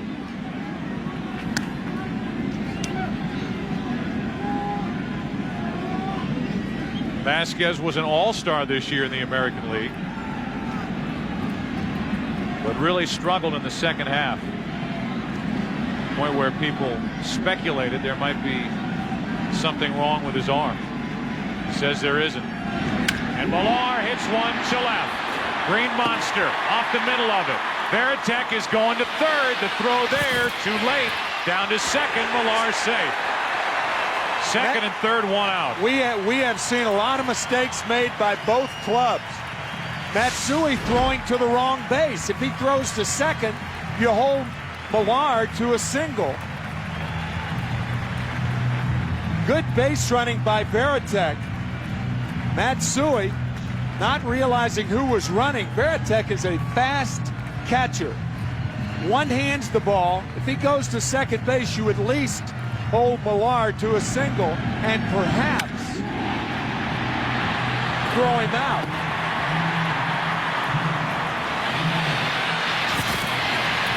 We have seen some defensive snafus in this game.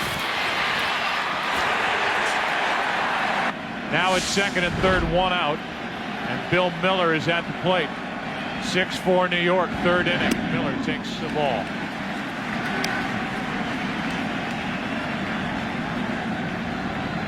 Could be a big play, huge play. Any ground ball to the right side would get the Yankees out of this inning. Instead, it puts the Red Sox at a 6-5.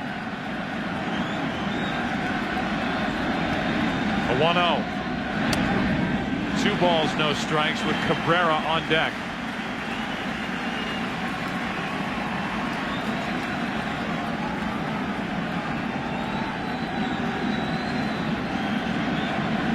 And here comes Mel Stottlemyre again.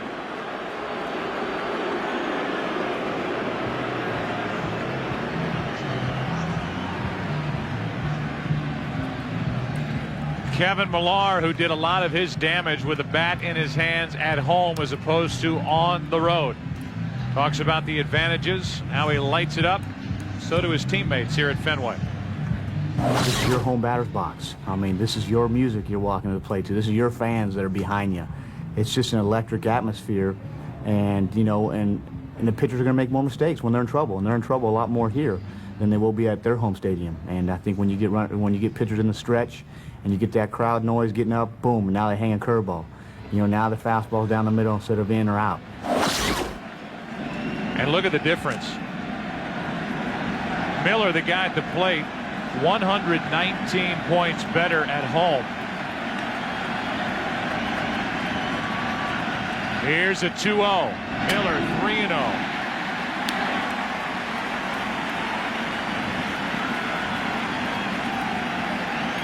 See if Terry Francona gives Bill Miller the green light. There are some guys that just do not like to swing at 3-0 pitches. They become too anxious. 3-1. Not Miller.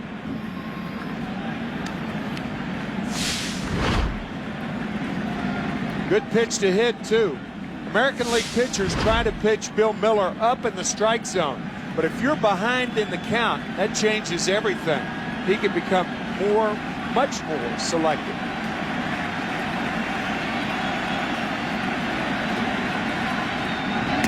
Bases loaded for Cabrera. So 2 hits and a walk in the first inning of work for Javier Vasquez, and now 2 former Montreal Expo teammates will square off. Vasquez representing the Yankees and Cabrera representing the Red Sox. Watching how Vasquez pitched that at bat with the open base and the left-handed Miller, and you have Cabrera as a right-hander. You have a force at every base, and you got the double play in order. So you have righty on righty with Vasquez with a very good breaking ball, and Cabrera who has a difficult time hitting the breaking ball. That was almost an unintentional walk. Bases loaded, 1 out. 6-4 Yankees. Strike 1.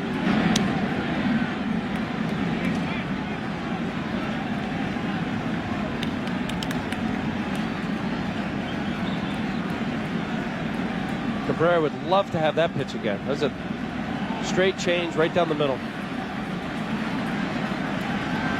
Yankees got 3 in the first. Red Sox 4 in the second. Yankees 3 in the top of this third. And a chance for Boston here in the bottom half. A wide strike, and it's 0-2.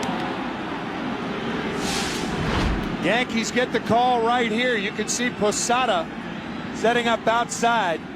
And that pitch was outside. Big break for the Yankees. Big difference between 1-1 and 0-2. Huge. Can expand on 2 pitches with breaking balls in the dirt.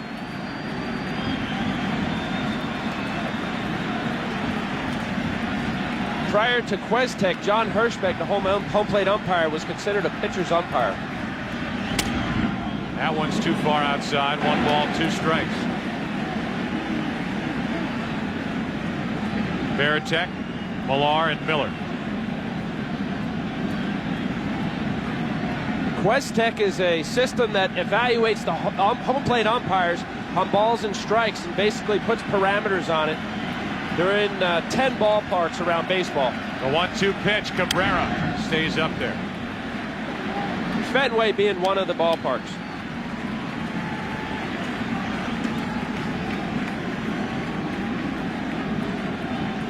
Orlando Cabrera, the man who replaced Nomar Garciaparra at short for Boston.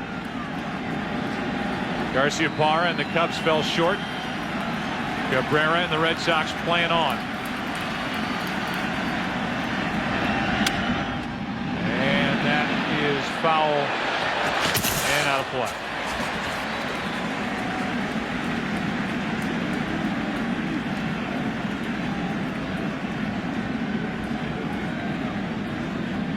Cabrera and Vasquez, teammates in Montreal for several years. There's a little cat-mouse game as to the thinking behind what Cabrera thinks Vasquez is going to throw. He was his shortstop for a few years in Montreal. Gary Sheffield properly shortening up in right field with Cabrera behind in the count. That's wide and at least corralled enough by Posada to keep Veritek at third. That ball was 2.5 feet outside. Fine play by Posada. Backhanding it. How wide can you go? Actually, he didn't backhand it. Tough play, good play by Posada. Now it's 2-2.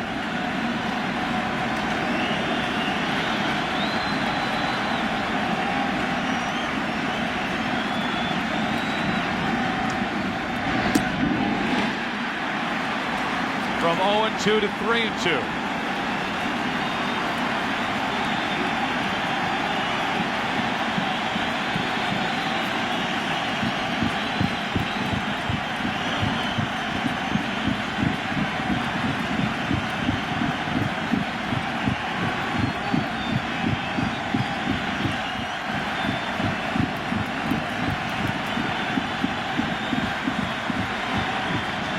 Cabrera shoots it into right field. Sheffield was shallow, has to go back and can't get it.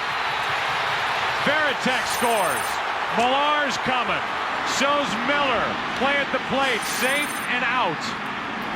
And it's a 6-6 game. Cabrera at third with 2 out.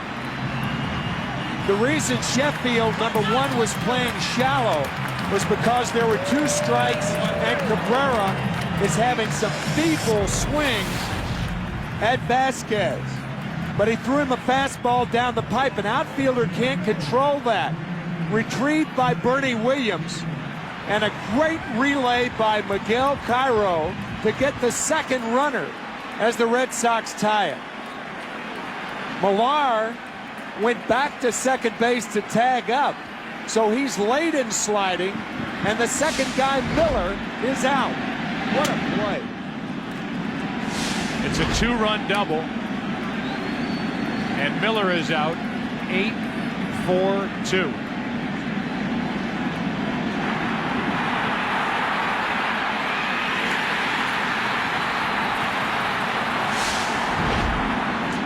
Go ahead run at third, 2 out, and Damon 1 ball 1 strike.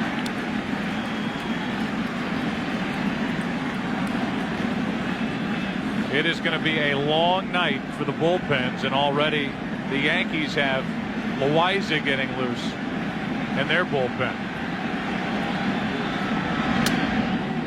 2 balls and a strike on Damon.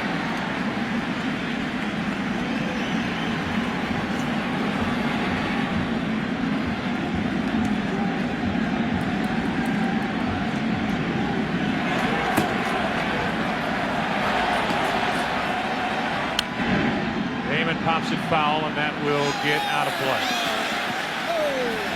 2-2.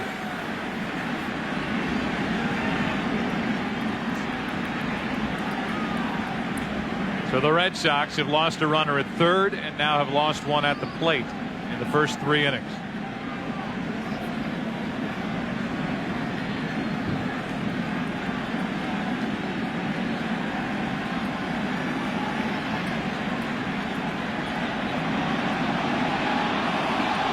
Cabrera came way down the line, and Vasquez had to step off. Crowd wants a balk. They won't get it. Now at 2-2. Full count. There's a big difference in stepping off and not throwing home, and stepping off and throwing home.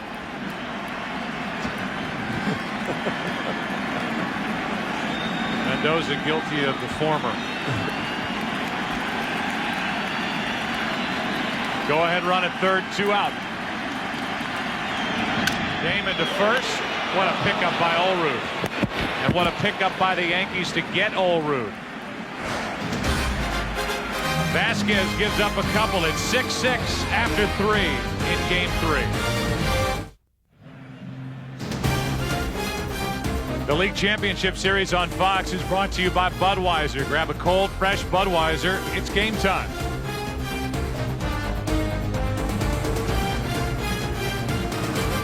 A chilly night at Fenway Park, and Ramiro Mendoza is back out for more work.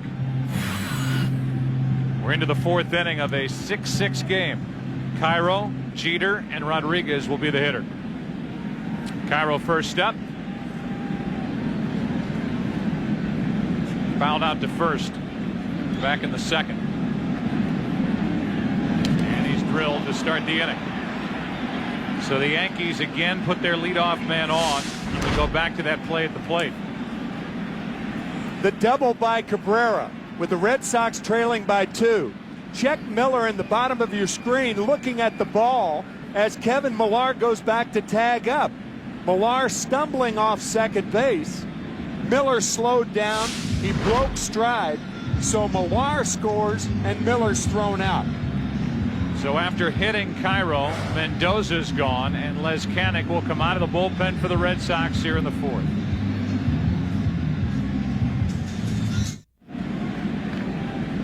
Curtis Lezcanic is the 3rd pitcher of the night for the Red Sox. Arroyo, Mendoza, now Lezcanic.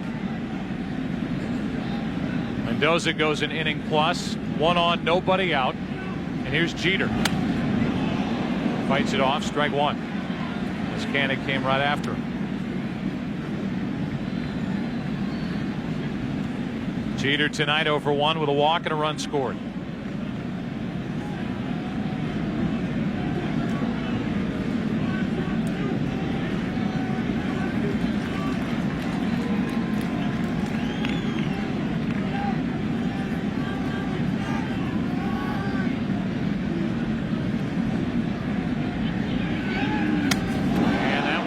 Hit Jeter.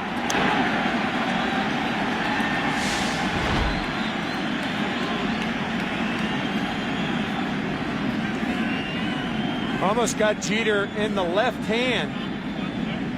It's where American League pitchers try to pitch him. Up and in. Right on the plate. 1 ball, 1 strike.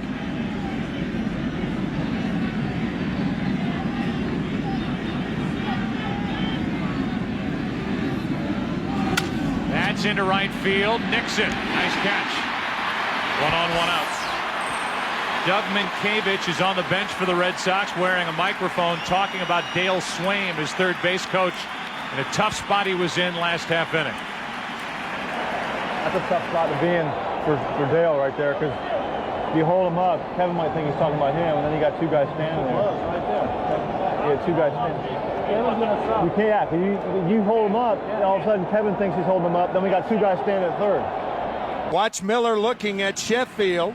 Millar going back to tag up.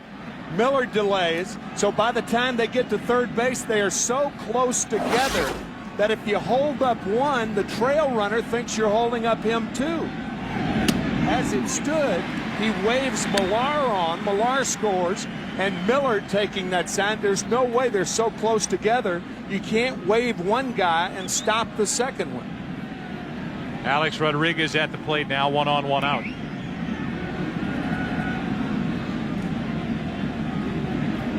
Rodriguez has had a big night already. 0-2. Here's the tail end. You see how closely the runners are trailing one another. Millar scoring, and Posada with the play and a tag on Miller. What a goofy game. Really is. A 6-6 score. The Yankees have had to use Brown, Vasquez, and they've had Loaiza getting loose.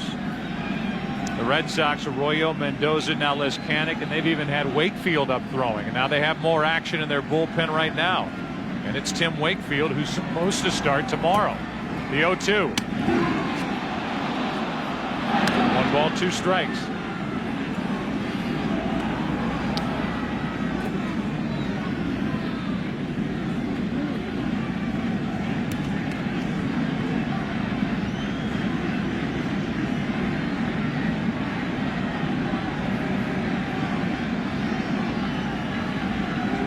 The 1-2 pitch. Rodriguez, what a swing.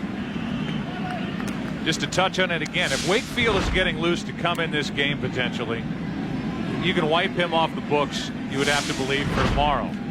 Then you think of a guy like Derek Lowe moving up a spot, and if you wanted to, you could have Pedro Martinez on regular rest, pitch game 5 here on Monday, or then it opens up the possibility again for Curt Schilling if the Red Sox are willing to go that direction. But according to Francona, the doctors still have to put Schilling through some tests to make sure he won't do further damage to that tendon. 2 balls, 2 strikes. And Joe, getting back to our opening, I think if you're the Red Sox and Terry Francona, you have to approach this game like Game 7. So far he is. He gave Mendoza 1 chance in this inning. The leadoff man got on, and Mendoza's out. Jeter hit it hard, but lined out to right, and now it's a 2-2 count on Rodriguez. Now a full count with Sheffield on deck.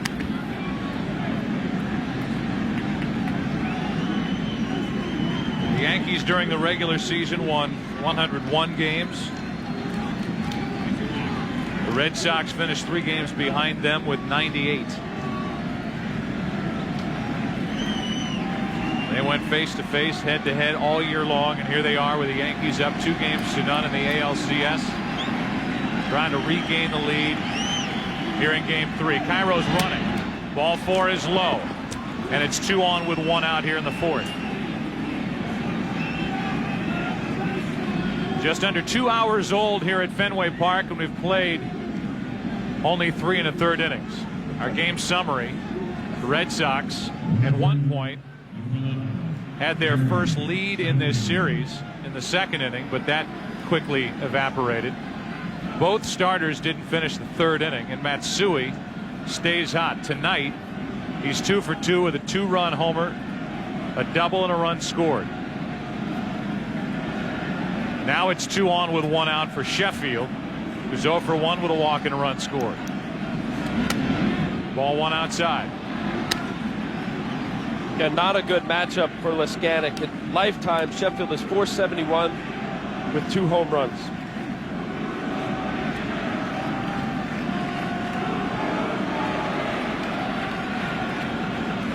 Two on, 1 out, 1-0 pitch. Driven in the air to left field. That ball is up and out. 3-run home run for Sheffield, and the Yankees are back on top. It's 9-6. So whoever Terry Francona points to and brings onto that mound for the Red Sox tonight, it isn't working. From Arroyo to Mendoza and now Leskanic.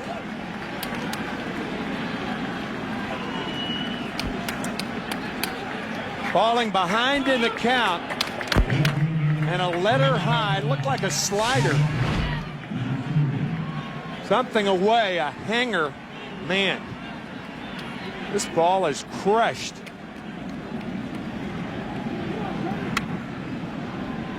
A 9-6 New York lead thanks to this from Gary Sheffield.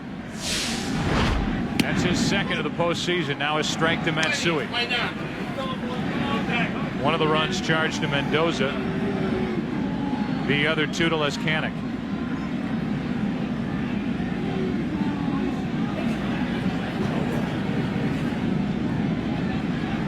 The 0-1, Matsui takes the ball.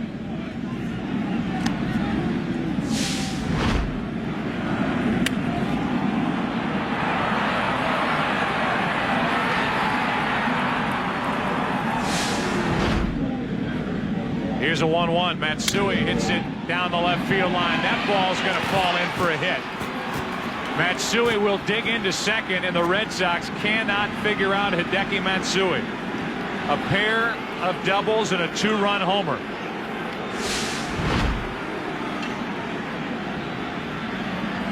Just a fastball up. It's on the outside corner, but it's high enough, and Hideki is a good enough hitter to stay on the ball just like he did there and drive it the other way. That's going to be it for Leskanic, and the guy who is scheduled to start tomorrow night's game. Wakefield is coming out of the bullpen. Leskanic has a rough first inning. It's 9-6 Yankees. Bernie Williams, the first hitter to greet Tim Wakefield. And 1 pitch, a pop-up over to the right side for Millar. 2 out here in the 4th. Leskanic gives up the home run, then the double. He's pulled out. His reaction down in the dugout for the Red Sox, trying to find somebody on the mound to get them some outs. And Tim Wakefield has to get bumped up out of the bullpen tonight, and Jorge Posada will be intentionally passed. So an intentional pass to bring up Sierra. We talked to Terry Francona prior to last night's supposed Game 3 start. We were rained out. We said, well, what about being at home? He said, well, the first thing is we get to bat last. That's good.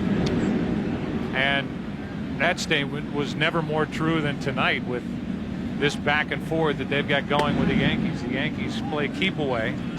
The Red Sox had a short-lived 4-3 lead, and now they'll be trailing by at least 3 when they bat in the bottom of this 4th inning. And it's imperative for Wakefield to go deeper in the game because of the Red Sox bullpen. They have 4 guys left, 2 left-handers, Alan Embry, Mike Myers, who are both pitched for 3 to 5 outs, and then Mike Timlin and Keith Folk, who do about the same. And the point is, we're only in the 4th inning. A strike hits the inside part to Sierra. Ruben has doubled and struck out.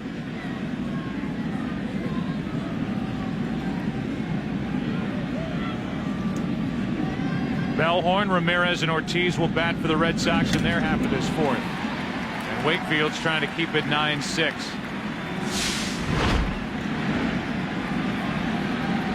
Knuckleball, really a misnomer. It's thrown with the fingertips.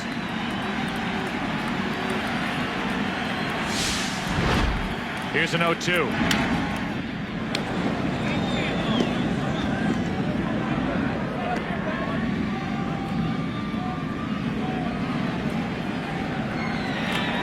Sierra 3 out of 14 this postseason.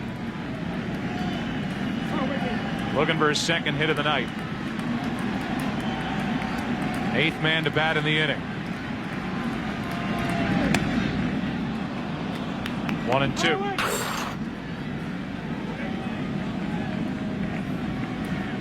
The grip from Wakefield with that knuckleball.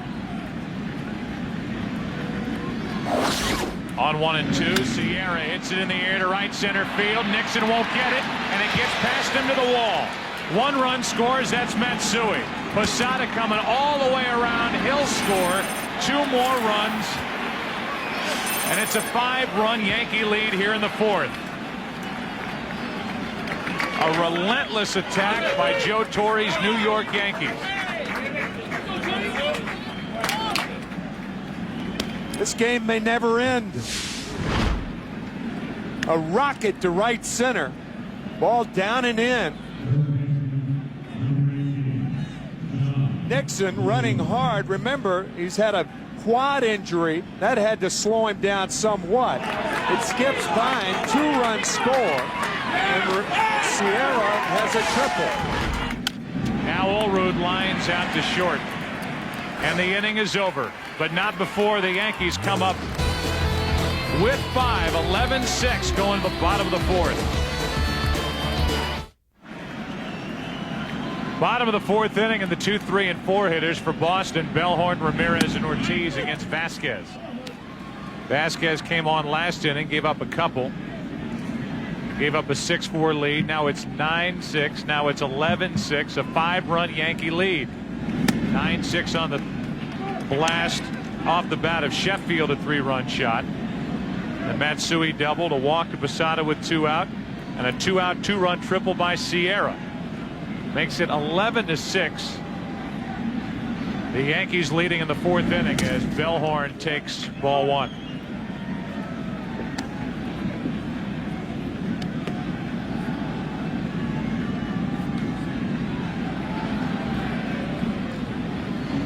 Sierra tonight, the DH, making his first start. 2 for 3 with a triple and a double. Bellhorn strikes out, and that's the way the bottom of the 4th inning begins.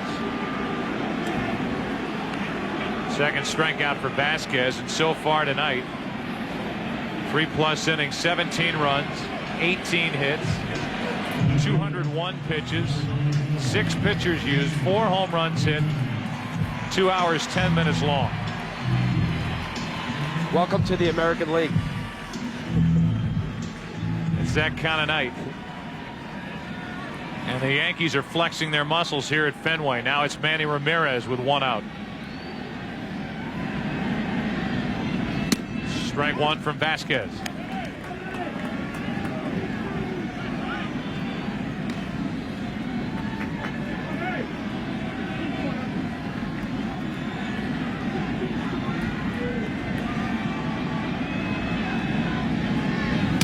There's another strike on a fastball. It's 0-2. Nothing wrong with the velocity from Javier Vasquez. 92, 93 with a fastball. Yeah, you didn't know which team was going to do it, but Vasquez has come out and gone 0-2 on the first 2 hitters here in the 4th inning, really taking charge momentarily. Ramirez spoils the pitch while the Red Sox bat. Ron Jackson, who is the hitting coach for the Boston Red Sox, wants to send his best wishes to his wife Cheryl, who's down in Georgia in a hospital recovering from an accident. And Ron wants Cheryl to know that he is thinking about it as the Red Sox bat here in the 4th. Manny Ramirez with 1 out, nobody on. Takes ball 1.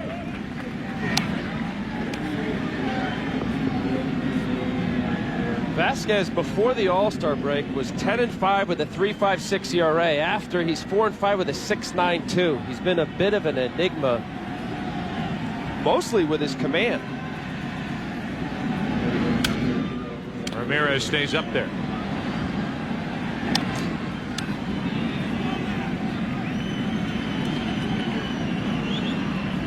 So far, the Yankees in the postseason since Joe Torre took over in '96, undefeated, 21-0 when they score 7 or more runs.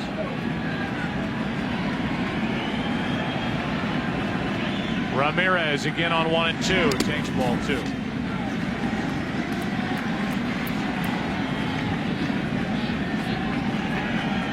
Ramirez has singled and reached on an error. It was Javier Vasquez who started against the Boston Red Sox 22 games ago between these two teams on April 16th. Game, Joe, that you and I did. Primetime game. Right here at Fenway. Yep. Full count now on Ramirez.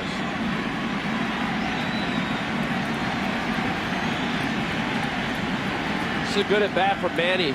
Laying off a good changeup in the dirt and a fastball away that just missed.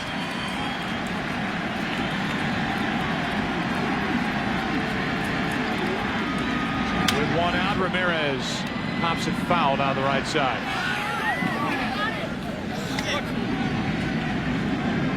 Trying to get on in front of David Ortiz. For the first time in a long time, both bullpens are quiet.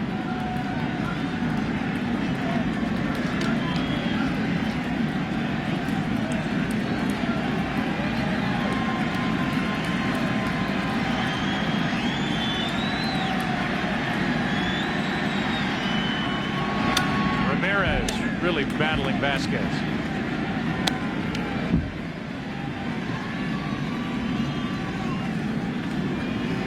Leskanic ended up going a third of an inning, 3 runs, 2 hits, a walk, no strikeouts.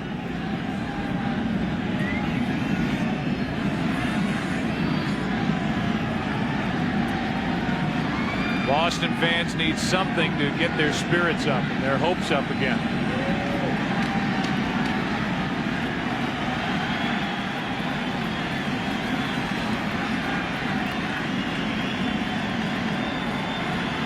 Manny Ramirez, another foul.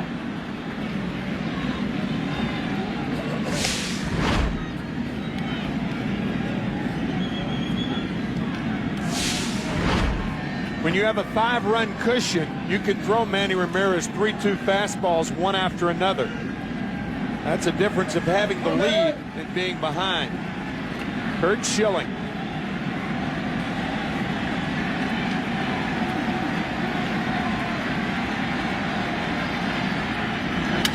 Another foul. You can play Hit the Pros, presented by the all-new GMC Canyon, and face real pitches from today's best hurlers. Log on to foxsports.com on MSN, keyword games, GMC. We are professional grade.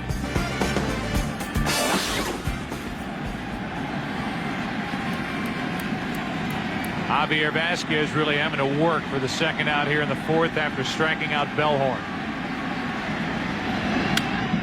I'll have to work some more.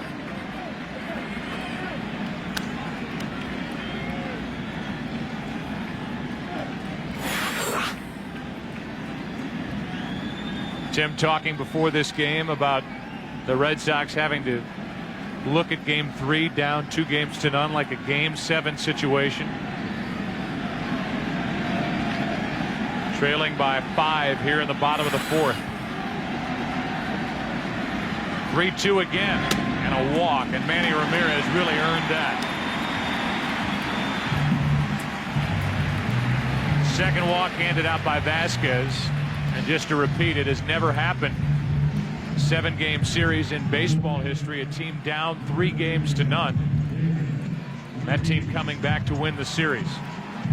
And that's what the Red Sox are facing if they don't get something done here the rest of game 3. And Stottlemyre and Torre have been talking a lot the first few innings. Talking again, 1 on 1 out with Ortiz at the plate.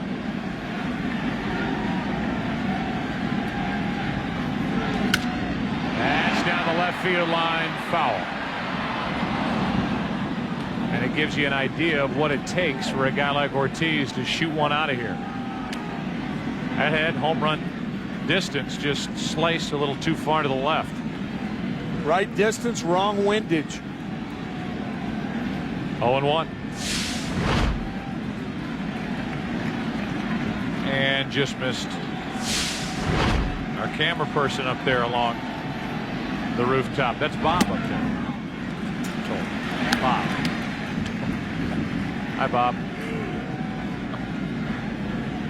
Bob Tomaselli, braving the elements.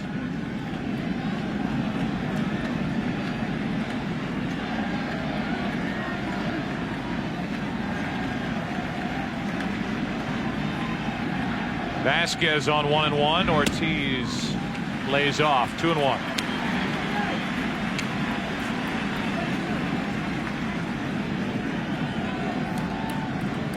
Remember, this is a Boston Red Sox team that trailed 8-0. They're having a perfect game thrown against them by Messina in Game 1 at Yankee Stadium. They closed at 1 point, down to 8-7. 2-2 on Ortiz. They can score runs in bunches, and they have at least what they want, an opportunity to get something done against the middle relief of the Yankees. How about this infield configuration? A-Rod, the third baseman, playing next to Jeter. The hole is way down the third base side into the position. One of the odder configurations on the infield that you'll see. Ortiz lines a base hit into right. And the Red Sox making noise here in the fourth. A walk and a single. And Jason Varitek, who has had one big hit after another for the Red Sox, stands in. We have seen that location to left-handed hitters more tonight than you will see in a week during the regular season. That down and in fastball. And we've seen more of Mel Stottlemyre tonight than the Cardinals saw of him in the '64 World Series. Making three starts as a rookie. Yeah, right. So he's out to talk again. And now it's Tanyan Sturtz getting loose. So with Sturtz getting loose, it's 2 on, 1 out. And weeknights on FSN, it's the greatest nightly sports show on television. The best damn sports show, period. Next week is Decades Week, with a look back at some of the greatest games and moments from the past 40 years.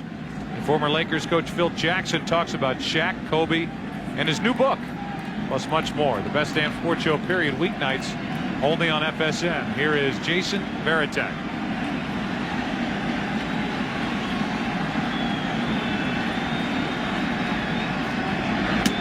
Ball 1.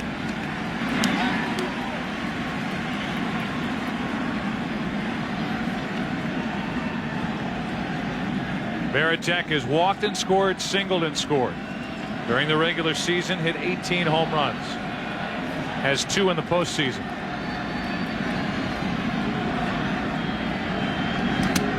Two and 0.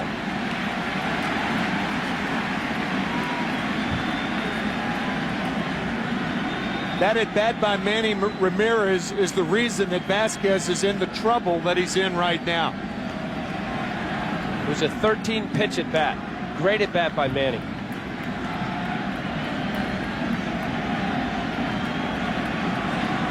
Varitek will be sitting on a pitch on 2 and 0. And he lines one to Allrood, and that is a double play to end the inning. A shattered bat line drive to Allrood, the tag for the double play, and we go to the 5th inning, Game 3. 11-6 New York. Back after this from your local Fox station.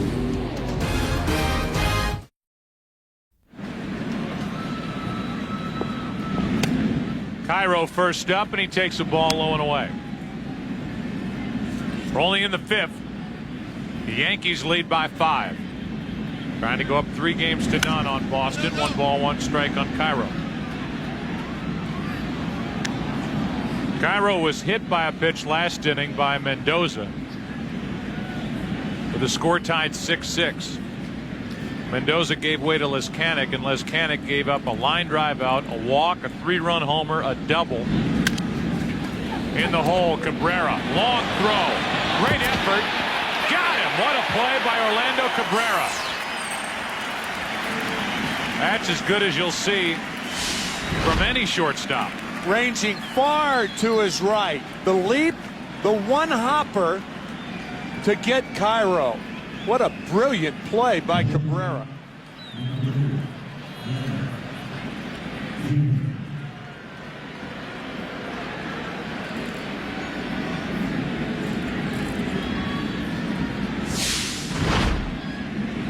So Cairo is out, and here's Jeter. He led off with a walk against Arroyo and scored a run on an RBI double by Alex Rodriguez back in the first. Since then, he's flied to right and lined to right. That's a strike. 1 ball, 1 strike.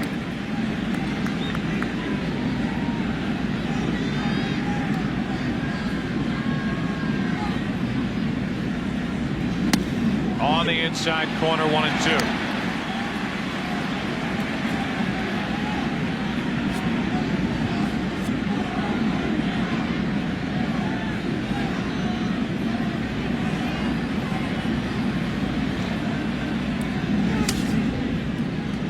Two and 2.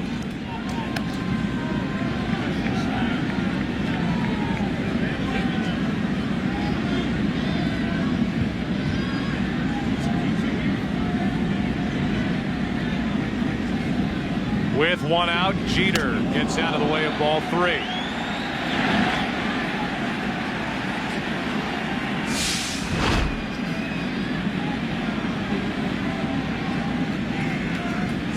Knuckleball dancing up and in to Derek Jeter.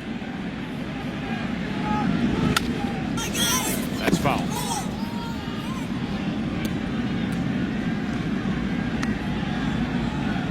There have been a lot of theories espoused in baseball about how to hit a knuckleball. I think of all the theories that I've heard, whether you catch it or hit it, wait as long as you can. And Jeter waited long enough to watch it go wide for a 1-out walk. Baseball tomorrow. It'll be NLCS Game 4, and after the Houston Astros won today behind Roger Clemens, Cardinals' lead is now 2 games to 1. That begins at 4 Eastern, 1 Pacific. Following that, the Yankees and Red Sox. And that begins with the all-new Dodge Dakota pregame show.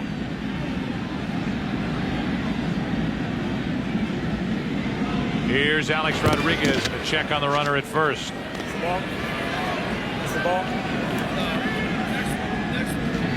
Rodriguez has had a perfect night. An RBI double, a run scored, a home run, which at the time tied the game at 4. And then a walk and a run scored. Chased it, strike 1. Our Budweiser fantasy player is Roger Clemens, and what he did today against the St. Louis Cardinals. 7 innings, 4 hits, struck out 7. Log on to foxsports.com on MSN, keyword fantasy baseball. Tonight's game is brought to you by Budweiser. Grab a cold, fresh Budweiser. It's game time. 0-2 on Rodriguez.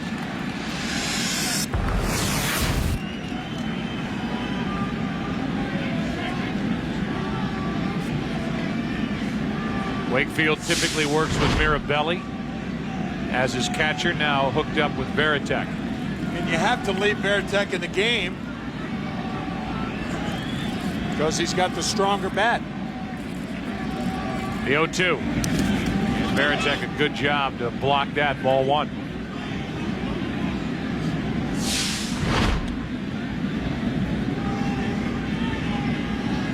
Nice play. The Red Sox will have Nixon. There's Mirabelli, Nixon, Millar, and Miller in their half of the 5th.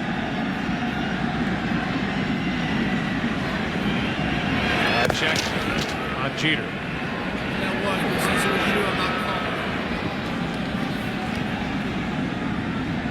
A 5-run top of the 4th inning. And the Yankees now batting the 5th.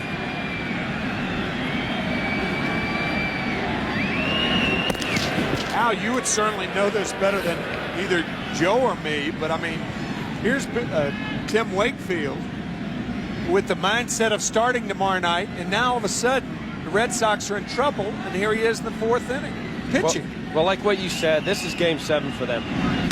Rodriguez into right center field. That ball's going to get down and go all the way to the wall. Jeter will score easily. Damon gets it back in.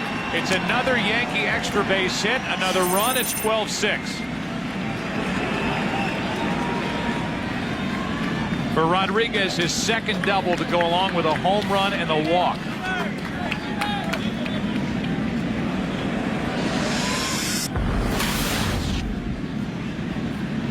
This is his slot at right center field. When he's hitting well, he can fill that gap with line drives. And he is hitting well tonight. Now he's at second, one out for Sheffield. And Sheffield takes a strike. It is difficult to come in a situation like that knowing that he was supposed to start tomorrow. But I guarantee before the game, Terry Francona told him, you might be pitching tonight. Sheffield, last inning, took Les Canning out. Made it 9-6 with that 3-run shot. 2 more in the inning. Another run here in the 5th. And here's a 1-1. Just one line drive after another. 1-2. Yankees have 11 hits on the night, 9 for extra bases.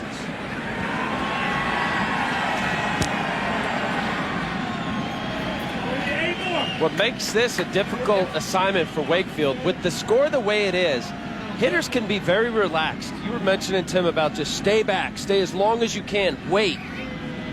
There's 6 runs up. You can't get any more relaxed than that. That's right.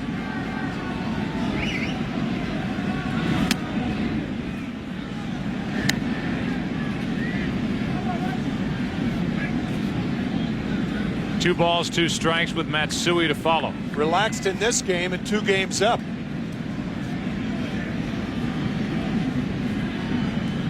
On 2-2, Sheffield lines one into left field. That ball's going to get to the wall. In to score is Rodriguez. Down to second with another extra base hit is Gary Sheffield. And this is a nightmare for the Red Sox and their fans, presented with it all. Looking at a 3-0 deficit in this series.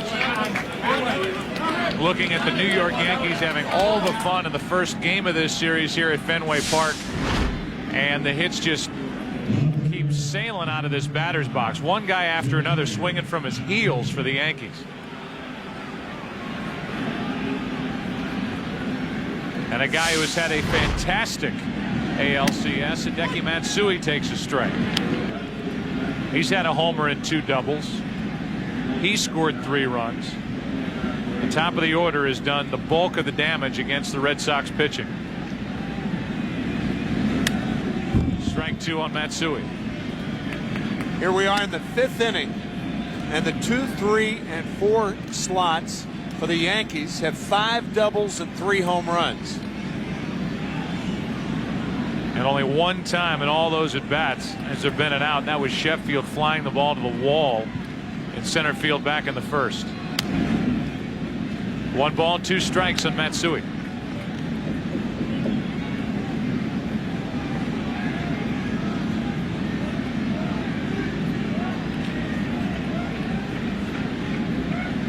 Runner at second, 1 out. That's high. 2-2.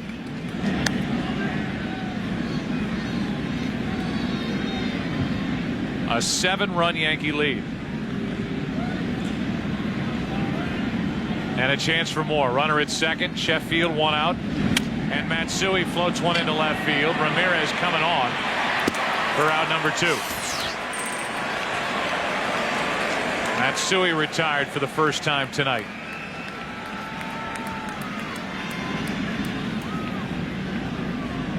The line score not pretty for the Red Sox, for the hometown fans, and now it's Bernie Williams.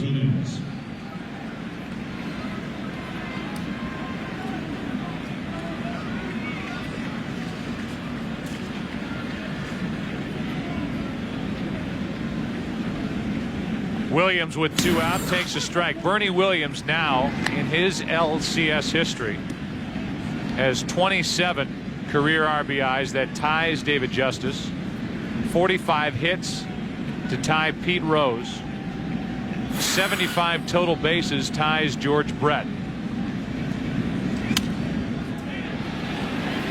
That ball's foul and will get out of play. So a hit here, and Bernie Williams would be the #1 man in all 3 categories if Sheffield could score RBIs, hits, and total bases. And already we're only in the 5th. The 10 extra base hits, the 19 combined runs. And every time a foul ball goes into the seats now, these Red Sox fans are throwing it back onto the field. It's happened twice in this inning, and we saw the home run hit by Sheffield sail all the way back onto the field. The one by Rodriguez onto Lansdowne Street came back on.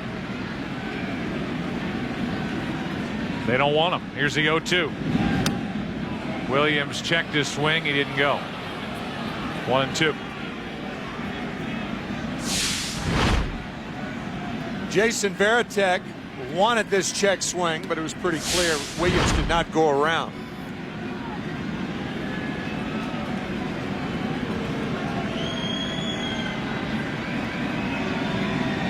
On 1-2, Williams strikes out. And for the Yankees, they come up with 2 more in the 5th. Lead by 7. Millar will come up second in the bottom of the 5th for Boston.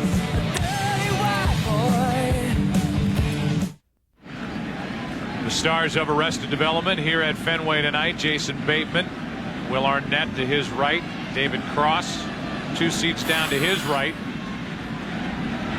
And the Red Sox find themselves down by 7 here in the bottom of the 5th inning. John Henry is the principal owner of this Boston Red Sox ball club, and Commissioner Bud Selig watching as Nixon flies one into center field. 1 out here in the 5th. So Nixon is gone, and Kevin Millar, who's 1 for 2 tonight, will step in.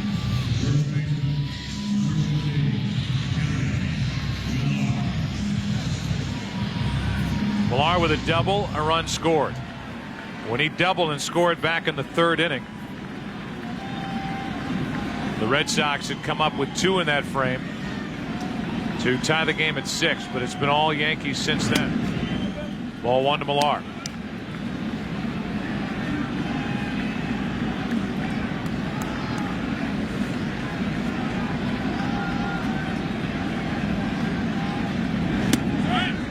One ball, 1 strike.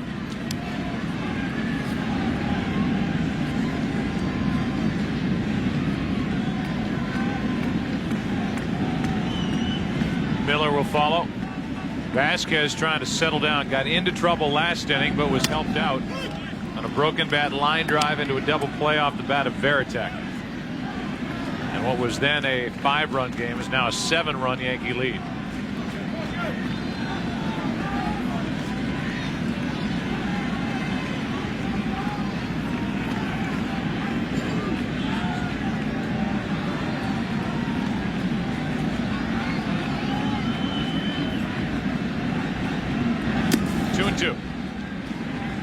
Regardless of how it happened, we know how Manny Ramirez ran into the 3rd out in the 1st inning. And then Bill Miller tagged out. Bad base running or mistakes on the bases can put a tourniquet on an inning faster than anything. 2 balls, 2 strikes. You think of the Red Sox in that 3rd inning, instead of it being a tie game with runners on at 2nd and 3rd and 1 out, there were 2 outs and a runner on at 3rd. Big difference. Plus, it just squelches a bigger inning. Still 2-2 on Millar. And on the other end of it for the Red Sox, who were down 2-0 and 7 runs in this game, you look at the starting pitching. Schilling went 3 innings, allowed 6 runs on 6 hits, injured in all in game 1. Martinez turned in 6 innings, allowed 3 runs on 4 hits, but he was outpitched by Lieber in tonight's starter. Arroyo couldn't get an out in the 3rd inning for Boston. While the same can be said for Kevin Brown, who only went 2 innings. Vasquez has been the only arm that Joe Torre has had to pull out of that Yankee bullpen. And while it hasn't always been pretty the last 2 innings, he's been able to make a big pitch when he's had to and get out of further damage.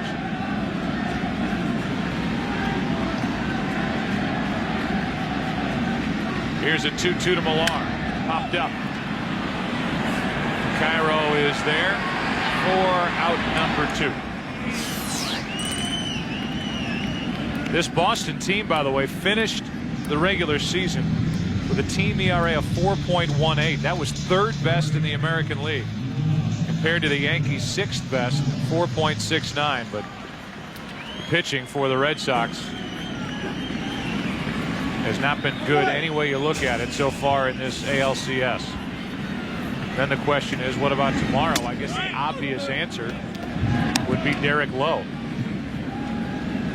And then who beyond that, if you even have to worry about that. Here's an 0-1. Miller hits a 2 hopper to Cairo, who backs up, and it's a 1-2-3 inning. What? For the first time all night.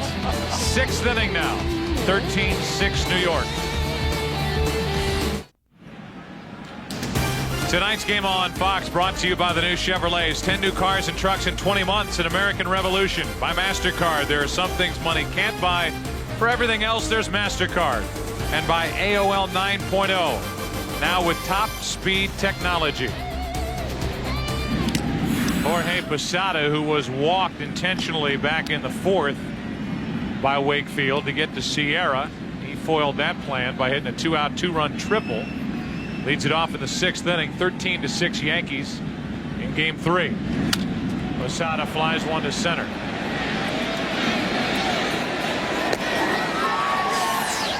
One out. Ruben Sierra is coming up and has his career taken him to many different places. I've been to Boston, Charleston, Dayton, Louisiana, Washington, Houston, Kingston, Texarkana, Monterey, Faraday, Santa Fe, Tallapoosa, Glen Rock, Black Rock, Little Rock, Oskaloosa, Tennessee, Chicopee, Spirit Lake, Grand Lake, Devil's Lake, Crater Lake, Beach Lake. I've been everywhere, man. I've been everywhere, man. Across the deserts, bare, man. I breathe the mountain air, man. I've traveled and had my share, man. I've been everywhere. Starting in Texas and at the moment winding back up with the New York Yankees. With 1 out, nobody on, a pitch from Wakefield is in 0-2.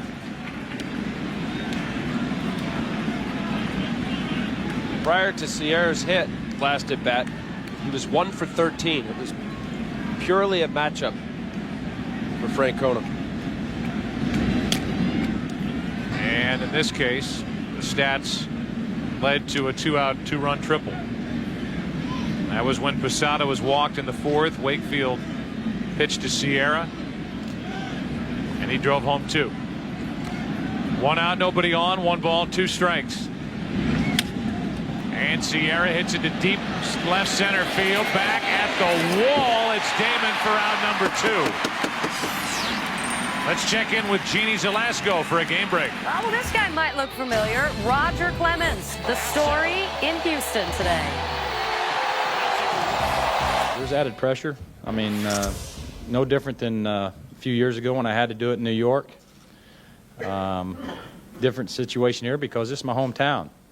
And another Cy Young contender, Roy Oswalt tries to even up the series on Fox. It's an LCS doubleheader beginning at 4 Eastern, 1 Pacific. All right, Jeannie, thanks. We will have the nightcap tomorrow night between these two as Olrud lunges after a pitch and hits it foul down the left side. Strike 1.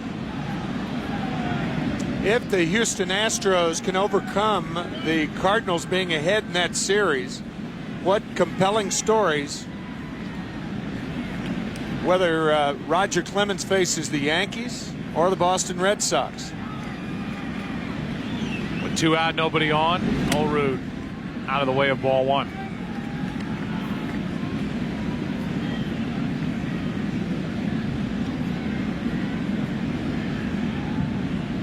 Base is empty, 2 down. Olerud takes a strike.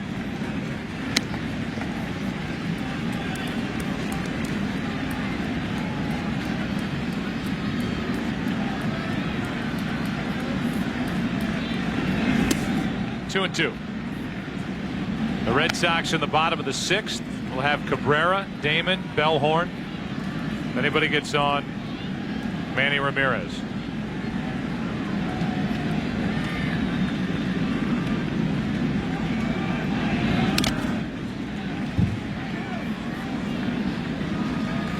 What an incredible career for Roger Clemens. And Tim, in my opinion, he's the greatest pitcher in the game, the history of the game. Under the circumstances of pitching in this day and age with offensive ballparks. I got it. 2 chopper. Cabrera says, I got it. He waved off Bellhorn, and the inning is over, and Olerud comes up limping. We go to the bottom of the 6th inning, 13-6, Yankees in front.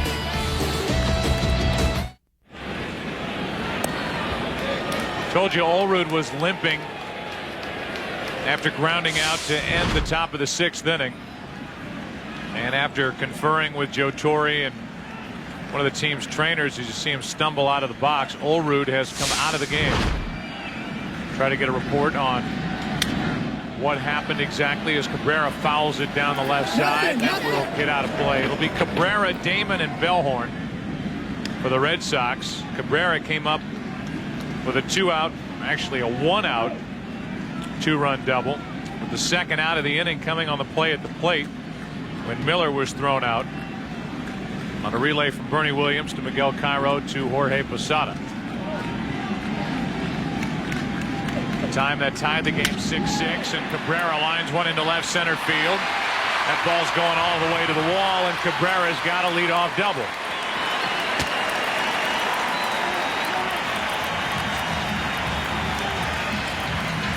Fox sounds of the game and the discussion with John Olerud.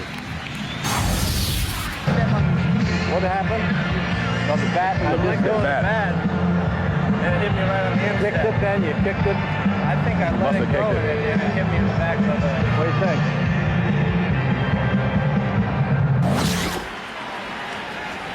So an issue with the bat on his way out of the batter's box, and he came out of the game. Clark is in there. Here's Damon, top of the order for the Red Sox, and a pop-up. Shallow right field. Sheffield. 1 on, 1 out. Let's go to Chris Myers. Chris? Well, I'm in the seats with Stephen King, author, and how horrifying is this for a Red Sox fan? Oh, you always ask me the same question. For a Red Sox fan, it's terrific just to be in the playoffs. And this coming into this series, though, I'm sure you were a little bit more optimistic given the history and how well guys like Curt Schilling and Pedro Martinez pitched this year. Sure. Well, of course, the wild card that you never know what's going to happen when somebody's injured, and I think that what we saw happen this year was the injury to Curt Schilling was like the first domino, and it put a strain on the pitching staff that we didn't expect, and it's changed things since then, so that there's been a little more adversity, let's put it that way. If you were writing about this game tonight, what would you write? What I'd write is probably a 7-run rally in the bottom of the 9th, ending with a walk-off David Ortiz home run. That's how I'd write it. All right, optimistic. Now, you have a book that's out. Because I believe in suspense, but I also believe in happy endings. Yeah, and maybe not reality, though, right? Well, I mean, I think that the Red Sox are America's team in a way. And, of course, one of the things that I believe in very strongly is that one of the reasons that the Red Sox are America's team, for instance, you take the Phillies. When they finally won the World Series, they were just another baseball team. Real quick, I think the Yankees would argue with that. You have a book that's coming out and a book that's out? I have a book that's out now called The Girl Who Loved Tom Gordon. It was done as an adult book. Now it's a children's pop-up. And in the world of literature, Tom Gordon's always a Red Sox player. All right, and the book due out at the end of the 2004 season, about the 2004 season. Yeah, that's called Faithful with Stuart O'Nan. Okay, thanks, Stephen, and hang in there, all right? Okay, yeah, always. I appreciate that, Joe. All right, thanks, Chris. As Bellhorn strikes out, there's Tom Gordon. This crowd gets on Bellhorn. Chris better watch himself, man. That was an antagonistic Stephen King coming back at him. Might find himself in one of those novels or some sort of spell being put on him before the end of the night. Runner at second, 2 out, and Manny Ramirez is at the plate. You said a moment ago, right before we went to break, Al, about Roger Clemens and your claim that he's the best pitcher ever in the history of this game. We ran out of time, and we may very well run out of time here, but shocker, knock us out. Why do you think so? As Ramirez with a runner at second takes the ball. Since the inception of the designated hitter, the mound in '67 went from 15 inches to 10 inches. We have ballparks now that are built. Bring the fences in. It's conducive for hitters. Hitters are stronger, much stronger. As a result of that, the home plate strike zone is a little bit smaller. It's geared for more offense, and you see what Roger Clemens is able to do in these recent years. I put him as the greatest pitcher. 6 Cy Youngs and all of the other accolades. 2 balls, no strikes. Actually now 1-1, as they called that a wide strike on Ramirez. Runner at second, 2 out. Tim, are you throwing in with that? Well, I mean, Al makes a compelling case.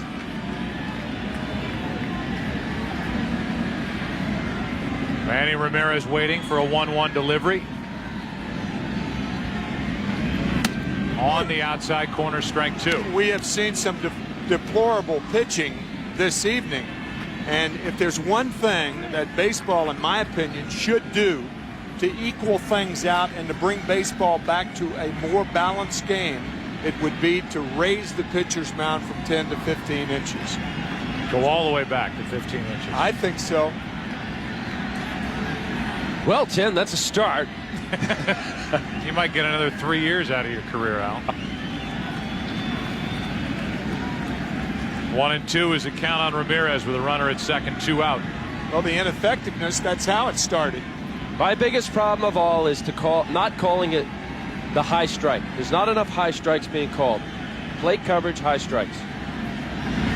Ramirez, 2 balls, 2 strikes. How many highlights do you see where guys hit the ball higher than a strike that should be called? Hit it hard, out of the park, off the wall. Well-struck balls. Crediting hitters for not swinging at balls they should hit hard. That they do hit hard. That 1-1 count. Pitch a little above the belt, right down the middle. It's not always called a strike. You caught plenty of those as strikes.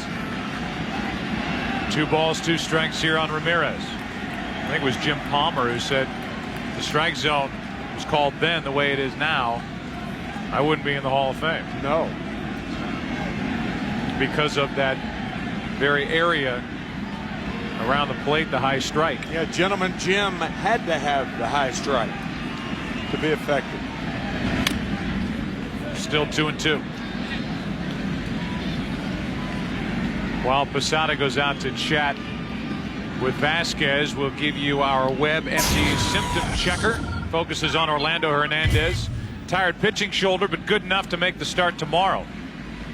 Check your own symptoms with WebMD's symptom checker at WebMD.com.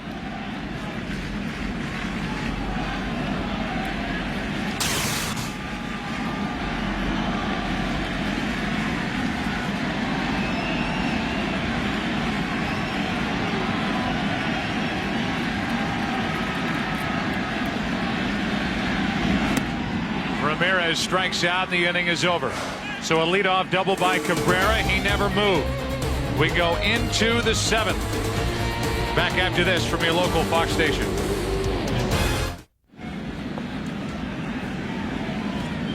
Tim Wakefield is back for another inning. 7th inning. Cairo leads it off and hits the first pitch into the hole. Cabrera trying to do it again. This time too late. Great effort. And Orlando Cabrera is showing all he can do tonight. Still having fun down by 7. Miguel Cairo hits an almost identical ball to Cabrera, who makes an almost identical play 2 at-bats in a row. One an infield hit, the next the first one a 6-3, the next one an infield hit. Now it's Jeter, who does not have a hit tonight. With all of the hits put up by the Yankees, 13 runs on 13 hits. Jeter's 0 for 2 with a pair of walks. I'm going to talk about tomorrow night. Derek Lowe, he would appear, and we've touched on this before, but it appears now that Derek Lowe would be the logical choice to start Game 4 against Orlando Hernandez. And when you listen to Lowe, heard him react when somebody asked him about the injury to Schilling, and now he could go back in the rotation as Jeter flies one into left center. Nice catch by Damon. 1 on, 1 out. He said, well, obviously they didn't think I was good enough the first time around to put into the starting rotation. So there's a little chip there on his shoulder, and I think there's something that's obviously weighing on him, and it'll be interesting to see how he comes out of the gate here tomorrow night. He's been much better at home, and we're obviously just guessing that he'll be the guy, but 8-4 at home this year, 6-8 on the road, and he's really about all Terry Francona has left. I was thinking the same thing. I mean, there is no one else but Derek Lowe for tomorrow night's game to start. Well, nobody. If he feels that way, he certainly has an opportunity to really show some people. He'll be a free agent at the end of the year.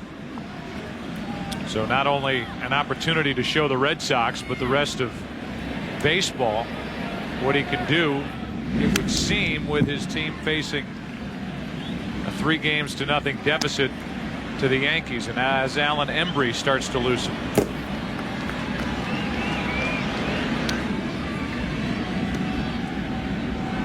Runner at first, 1 out. Alex Rodriguez, perfect night at the plate. Off the end of the bat, shallow center, Bellhorn out. Drops it, but they'll get the force at second. 2 out.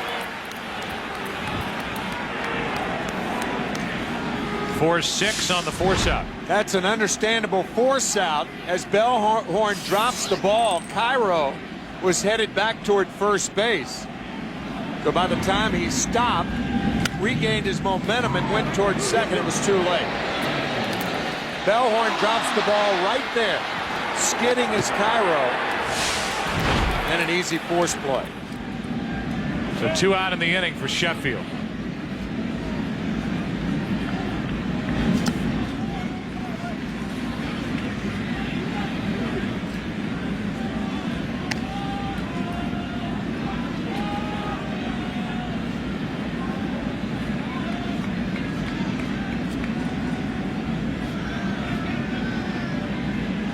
Sheffield tonight is flat out. Walk scored, hit a 3-run home run and an RBI double. 0-2.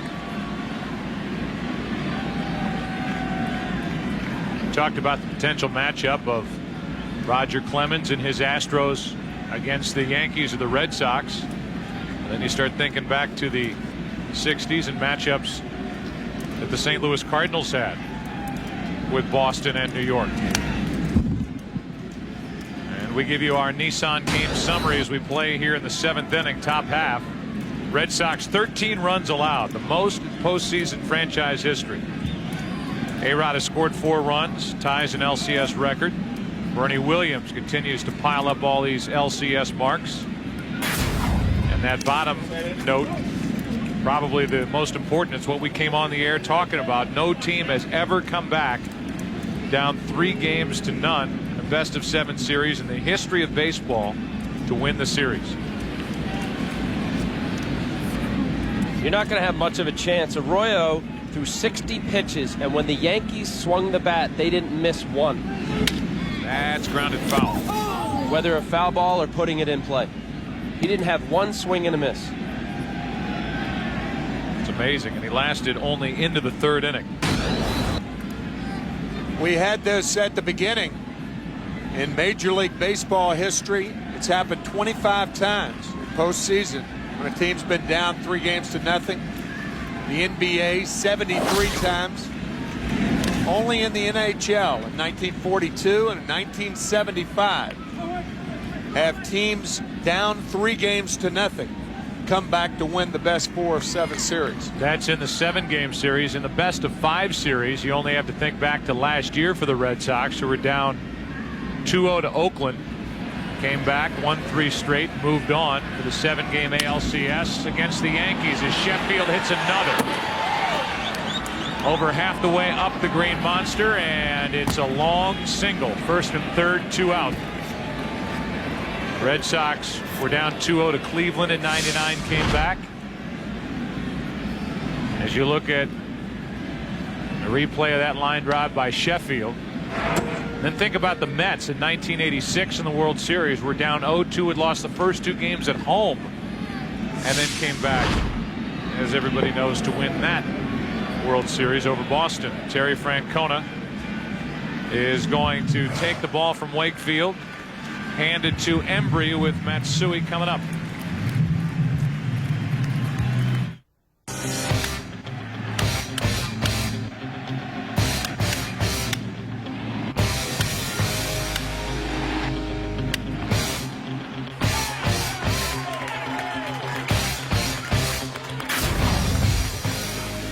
That last big swing by Gary Sheffield could be the knockout blow in this game 3. A 3-run shot as Embry misses wide to Hideki Matsui here in the 7th with first and third, 2 out. Came in the 4th inning. Came off Curtis Leskanic. And that took it from a 6-6 game to 9-6. It's now 13-6. First and third, 2 out. Matsui grounds one up the middle. Another hit for Matsui, and Sheffield will end up at third as Rodriguez comes home to score. Matsui is unbelievable. That's his 4th hit. He's got 3 more RBIs tonight and 8 in the 3 games played in this series. And the Red Sox just cannot find a way to get Hideki Matsui out.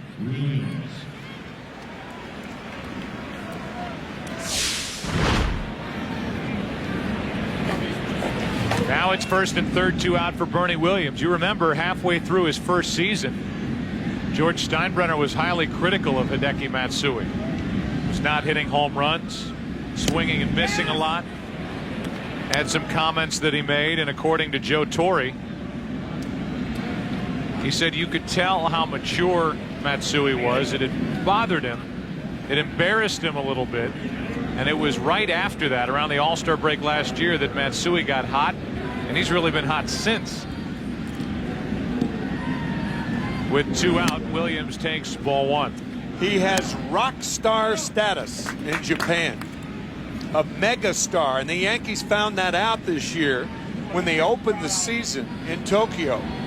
They played 2 games against the Tampa Bay Devil Rays. And Joe Torre has said that he has never seen anything like the popularity of Matsui in Japan. And I know as many of the teammates of his, he's tried to speak English as best he could. He's very affable, he's smiling, he's friendly. I know he's embraced New York. He's helped MYC and Company as the tourism arm for New York City to increase the tourism from Japan. He's been a great guy on and off the field. Here's a 2-1 pitch. Williams 2-2.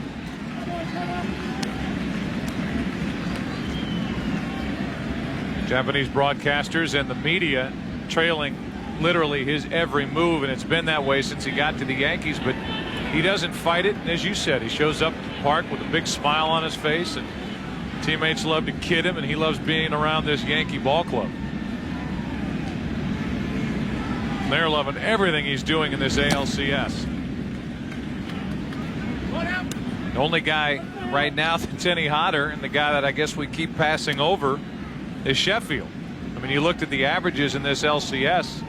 You think about the 5 RBIs in game 1 for Matsui, but Sheffield, every night he's got at least 3 hits.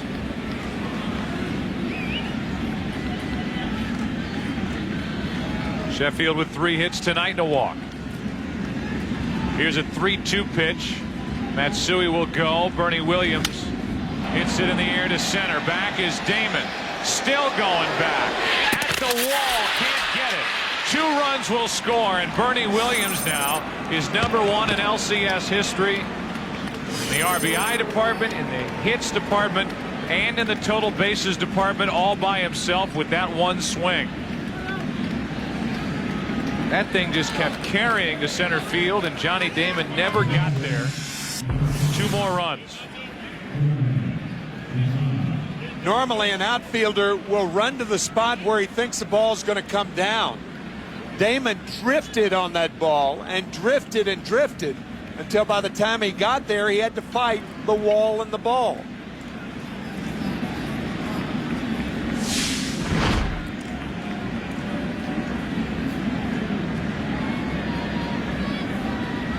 That's now 5 runs charged tonight to Wakefield. The Yankees offense this series, a .363 batting average. During the regular season they hit .268. That was only good for 8th in the American League. It set a club home run record with .242. Tied him with the White Sox atop the AL this year. Everybody knew this was a good lineup, but they have never clicked like this. Guess they picked a pretty good time to click. Yeah. And the Red Sox have felt the pain of that. 2-0 the count, runner at second, 2 out. So Alan Embry has come in, faced Matsui, given up an RBI hit. And now a 2-out, 2-run double to Bernie Williams.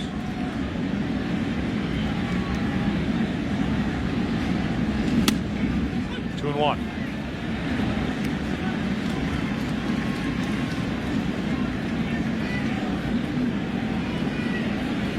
An LCS record 16 runs tonight for the Yankees.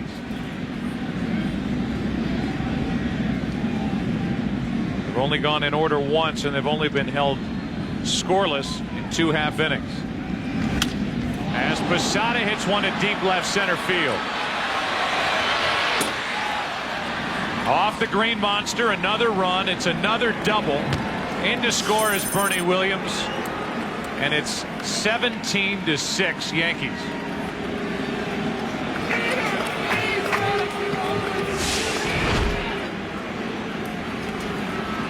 A rout of epic proportions here at Fenway Park. And the reaction from that fan as that ball heads off the green monster. Let's find Stephen King now.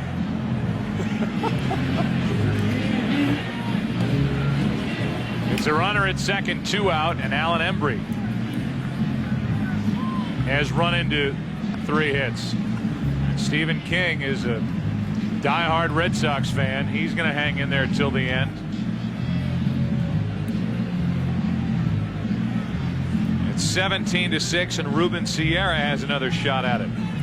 2 out of 4 tonight. The 8th man to bat in this inning. Now Mike Myers has to get loose for the Red Sox in their bullpen.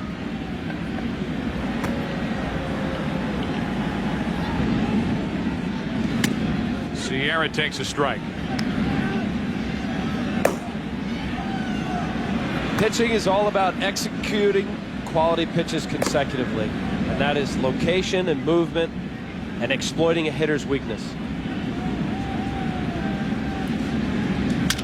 Sierra grounds on 2 hops to Cabrera, and the inning is over. But more damage done. A 4-run 7th inning to make it 17-6 Yankees. And we will stay here for God Bless America. Sergeant Dan Clark of the Massachusetts State Police will perform here this evening.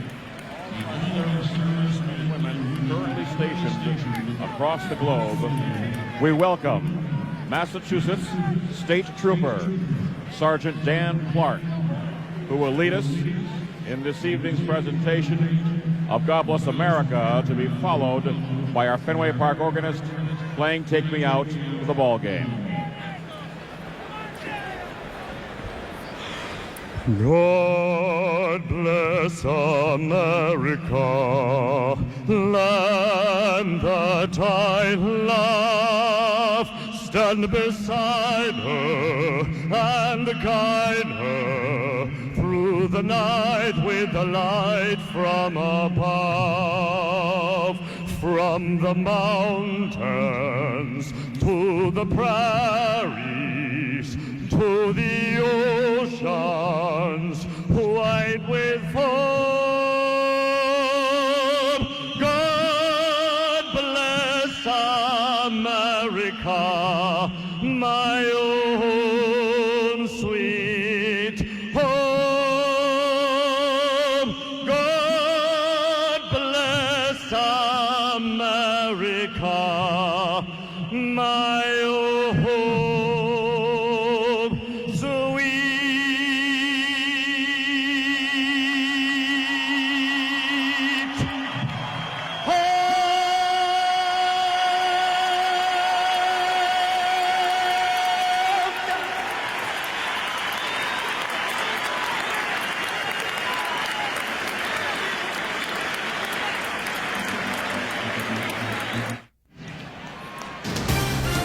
The League Championship Series on Fox is brought to you by Nissan and your Nissan dealer, by IBM, making on-demand business a reality for companies around the world, and by Ameriquest Mortgage, the company that knows you are more.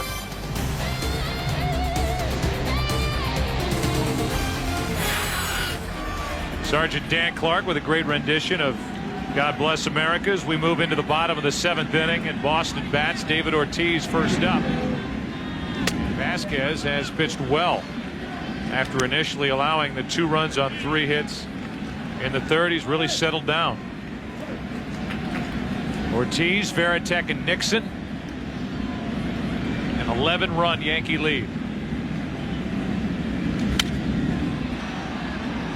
That'll get out of play. 1 ball, 1 strike.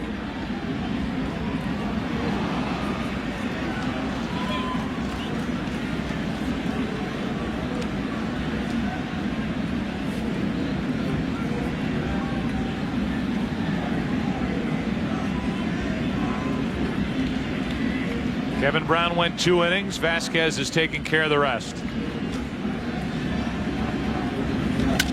And Ortiz hits it down the left field line. That ball won't be caught. It's off the wall. And Ortiz, with Matsui playing it perfectly, is held to a single.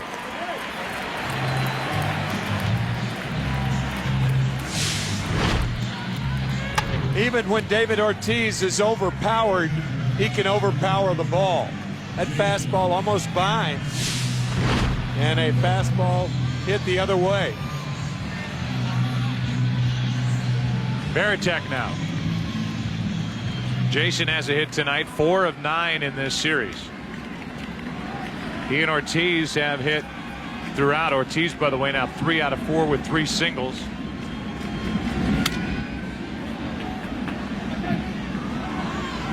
Varitek trying to reach for the 3rd time tonight. He's walked and scored, singled and scored, and lined into a double play. That was Vasquez's 96th pitch. Quantrill getting loose for New York.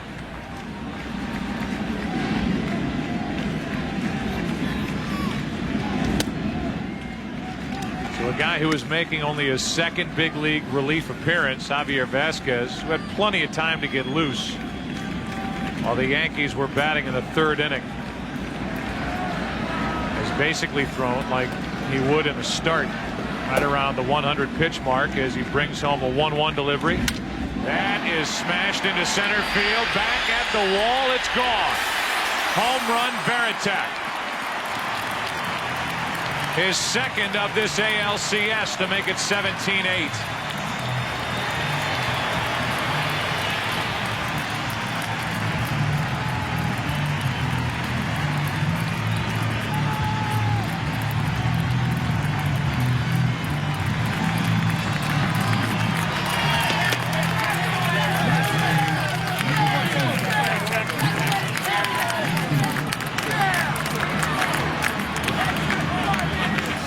The good parts of the bats on both sides are going to be checked for dents. You wonder if Ortiz hurt himself on that swing. And I know he didn't run hard going around the bases, but he held his side and is touching his back as he goes back into the dugout for the Red Sox. And now talks with the trainer as Nixon takes a ball in the dirt. It's funny, this is not the type of swing that you would hurt yourself. You could see it if you fouled it back. That certainly might be the case. Usually if you make contact like that, you don't injure anything, but fouling a ball back or hitting it off the end of the bat, breaking your bat.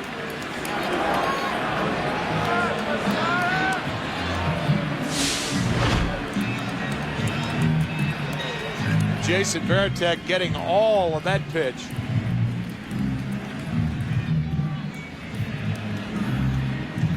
It's a fastball away, up out over the plate.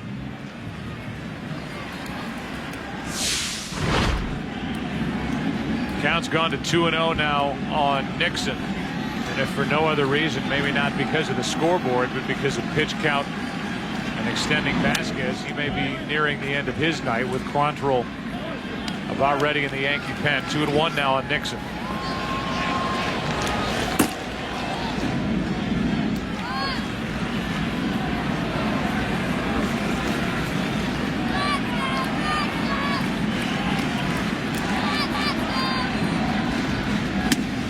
Nixon takes just low. 3-1. We also don't know whether it was a pre-existing injury or some nagging feeling he's had. Could have been, yeah. He's a DH, so he can go back in the clubhouse, go in the trainer's room. Maybe he can have an X-rayed if he wants. Go to the hospital, he can go down the street. Whirlpool. Jacuzzi. Whatever he wants.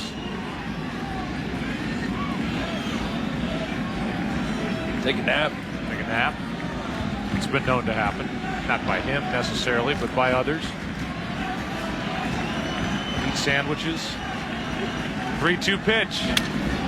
Nixon flies one into right for Sheffield. Out number 1. The bottom of the 7th. Let's say hi again to Jeannie with a game break. Hello, more from the NLCS, a.k.a. Home Run Derby. Carlos Beltran leading the world right now. This is 7th home run of the playoffs, one short of tying the record. More Beltran in Game 4 tomorrow. Astros-Cardinals start the LCS doubleheader. Of course, everyone's abuzz because of a great Sports Sunday on Fox. America's #1 pregame show live from Foxborough kicks off the day. It all begins tomorrow, noon Eastern at 9 a.m. Pacific.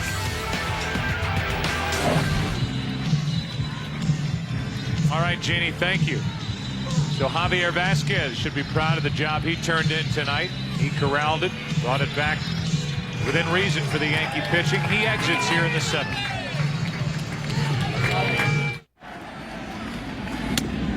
First pitch from Quantrill is a strike on the outside corner to Kevin Millar. 1 out in the inning, 2 runs home, and the home run by Varitek. Millar is 1 for 3. Numbers for Quantrill. We're at a rough stretch drive for the Yankees after being so busy in the first half. Started the season with a brace on his right knee after colliding with Alex Rodriguez in the game over in Japan. That ball is foul. Strike 2 on Millar. The brace is gone, so at least his knee is more sound. But his numbers have fallen off in the second half. 1 out, nobody on, a 1-2 pitch. Millar. 2-2.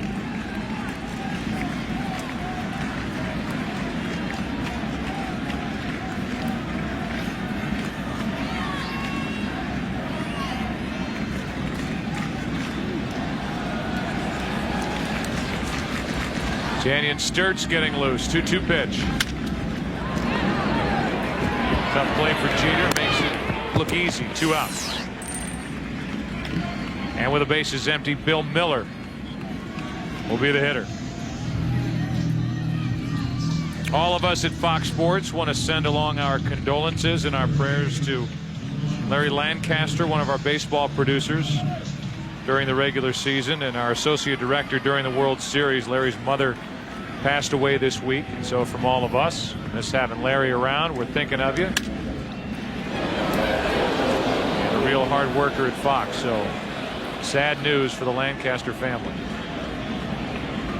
Strike one on Miller. Left field umpire Randy Marsh going over and giving the ball to the proper guy. I mean, that hurt. The foul ball twisting into his hands. He earned that one right there, saying, got a bone bruise and a ball. Pitches in the dirt, 1 ball, 1 strike. One more look. Ouch.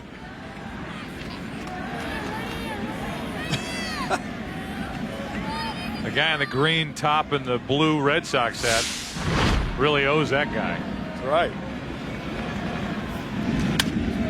That's slapped down into the left field corner off the bat of Miller. Matsui is playing left field extremely well. Dealing with that corner and with the green monster. Gets it right back in. It's a 2-out single. Matsui corralling that first ball hit by David Ortiz, and now he holds Bill Miller to a single.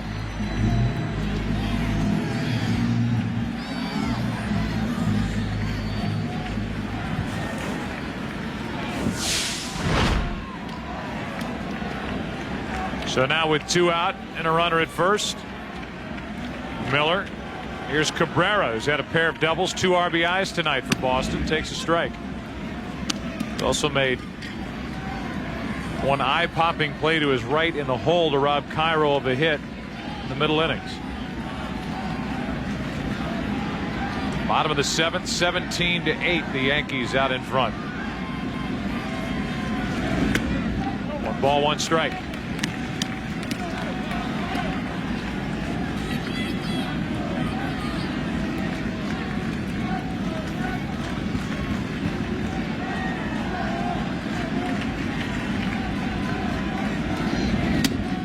On the outside corners, strike 2. Score of the football game tomorrow will probably be 5-3. And it should be a great matchup at Foxborough with winners of 19 straight, the New England Patriots taking on the Seattle Seahawks.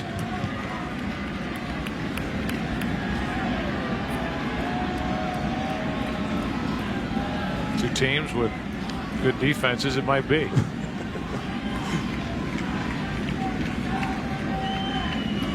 Football score in the wrong game. Here's a 1-2 pitch. Cabrera lines one into center field for another hit, his 3rd of the night. And it's 2 on with 2 out.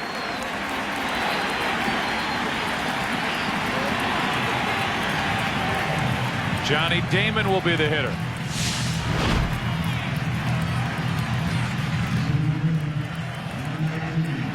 To left a slider up out over the plate.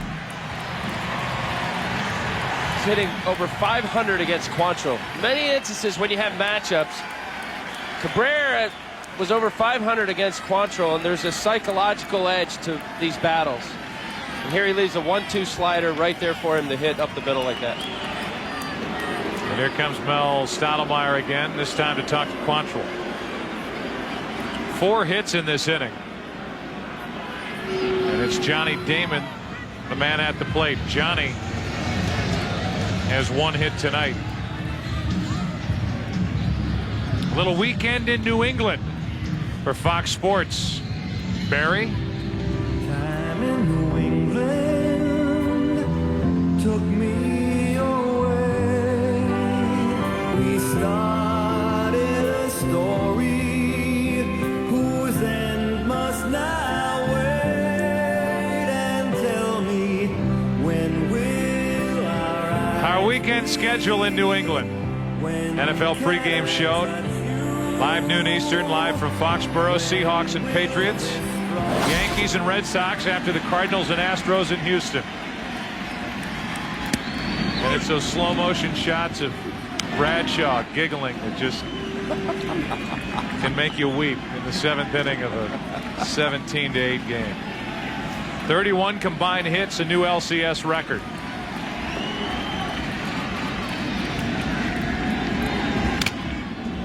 Foul tip makes it 0-2 on Damon.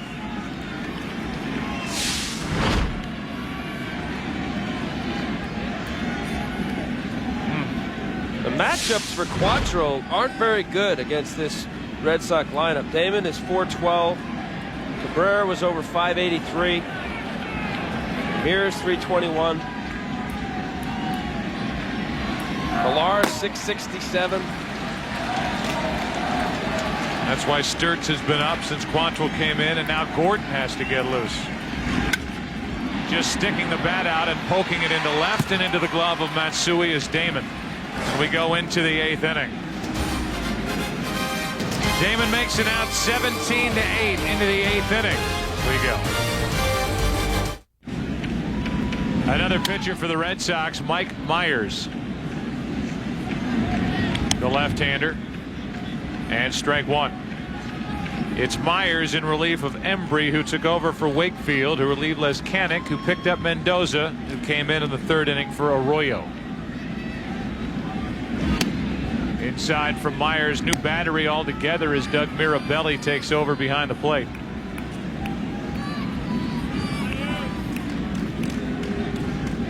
We're in the 8th inning. It's 17-8. And a strike on the outside corner. 25 runs scored tonight, and 1 has been unearned.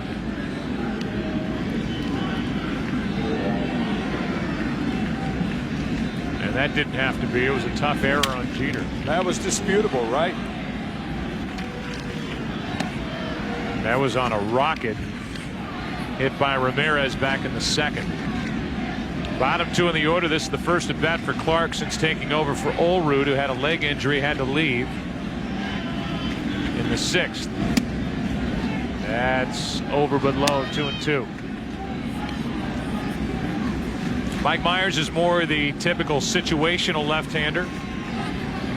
Tough on left-handed hitters. 2-2 pitch. Against Clark here, the switch hitting first baseman, 1 out. And with the bases empty, Cairo, who has a hit tonight, 1 for 3 with 2 runs scored, walks in. It's October in the Major League Baseball postseason, coming down to the wire. Every game, every inning, every play counts. Watch the World Series on Fox starting October 23rd. Don't miss it. Here's Cairo. Ball 1. Cairo 2 out of 9 in this series.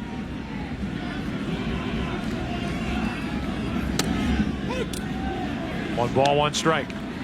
Well, if you're on the Red Sox, you can look at it either in a half empty glass or full. You could say it's never been done, so we might as well just fold up the tents and not show up tomorrow, or break the game down into its smallest form. And that's to continue to execute. Everybody's got a job. Go out tomorrow, play the way you know you need to play to be the best player you can. And collectively, on a 25-man unit, you try to win tomorrow's game. Don't believe the numbers. If not, don't show up. 3 balls and a strike. And that's about as simple as it gets, and that's going to face the Red Sox and that guy on the right, Derek Lowe, who you have to assume will be the starter for Boston tomorrow night. Full count on Cairo. I know you've been in situations like that before, Al, but I mean, you got to be a little apprehensive the way the Yankees are swinging the bats tonight. 17 runs, 17 hits. 3-2 pitch. Cairo 2 out. Cairo is down on strikes, and with the bases empty, back to the top, Jeter.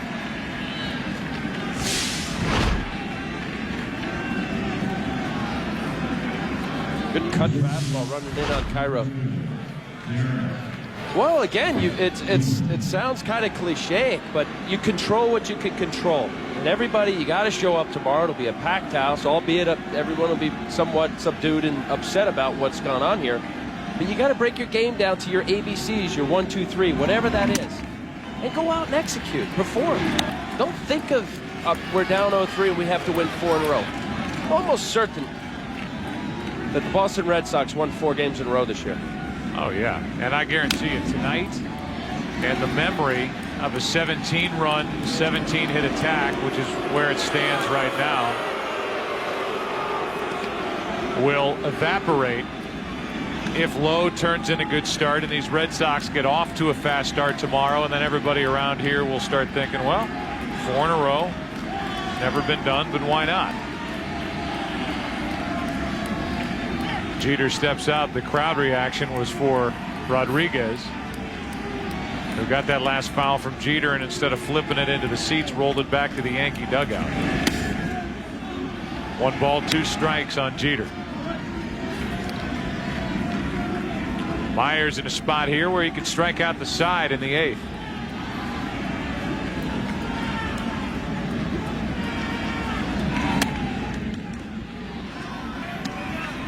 Two and 2.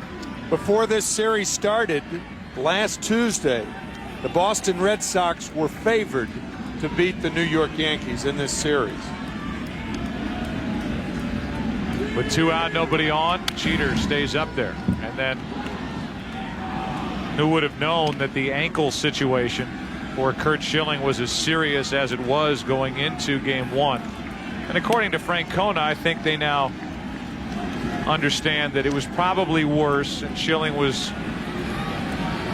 less inclined to tell them how bad that ankle felt. Right. And then the results were what they were, and the evidence made it clear that there was something seriously wrong with that ankle. And the problem with the rest of the series is they have to wonder about that tendon being over the bone, stretched out, and if it should rupture, for a guy who's in his late 30s, you're looking at a serious situation, a guy they want to have around beyond 2004. So if they can find a way to stabilize it, this is all according to Terry Francona, who we talked with before the game. They can find a way to stabilize it. They can find a way to believe that that thing is not going to rupture. Then they will, if Schilling feels up to it, run him back out there at some point if they get the chance. But right now, that's so far down the road. All they have to worry about right now is Derek Lowe in Game 4 tomorrow night against El Duque. Out at second is Jeter, as Cabrera got his right foot on the bag, and we go to the bottom of the 8th. We came on the air with Keep the Faith around here. They're trying.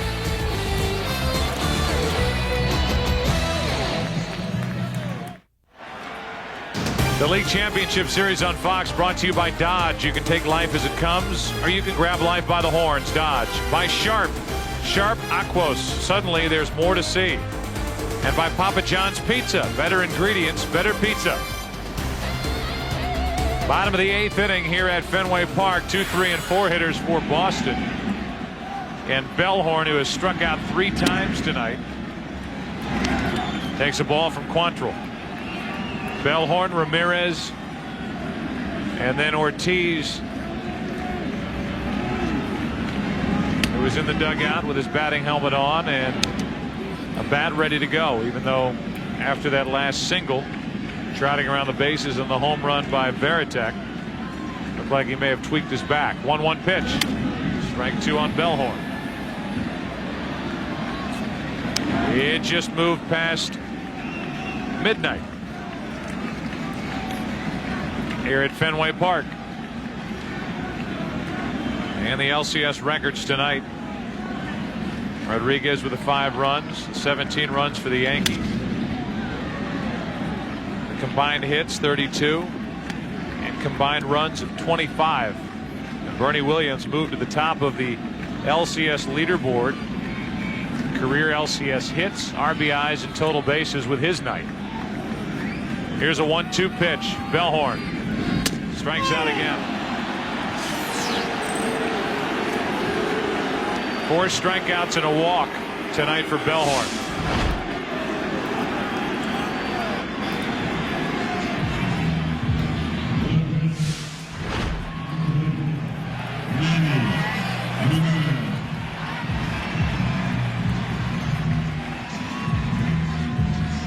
Joe Torre's Yankees tonight, 17 runs. The points would have outscored 7 NFL teams last weekend. That is a great note. With one out.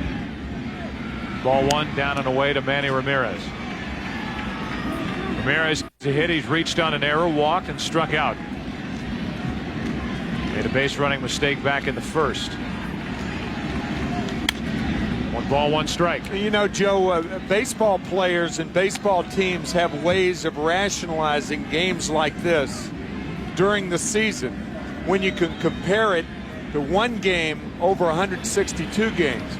But when it's the best 4 out of 7, it's very difficult to rationalize it because it's one game out of a necessary 4 games to win. Here's a 1-1. Ramirez flies one into center for Williams.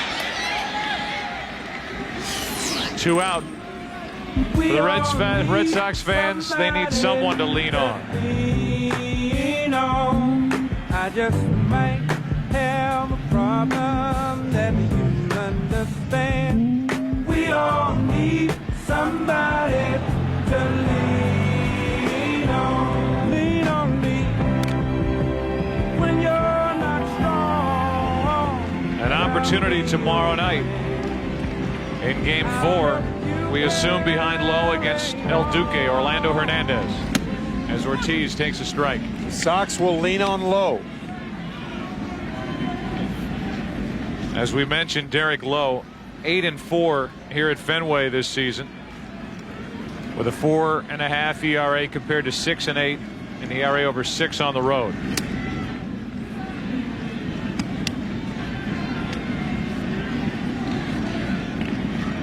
And should they get past a Game 4, as Timlin is one of 2 remaining in the bullpen for the Red Sox. The Red Sox may be forced to bring back Pedro Martinez on regular rest as opposed to what they wanted to do, which was give him an extra day's rest, where his numbers are so much better for a Game 6 in New York, but that's way in the distance. 2 out, bases empty, 1 ball, 1 strike on Ortiz.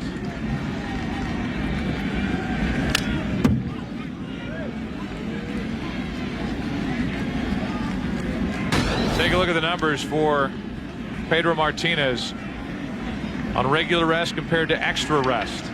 A 2.98 ERA compared to 4.77. That's this season.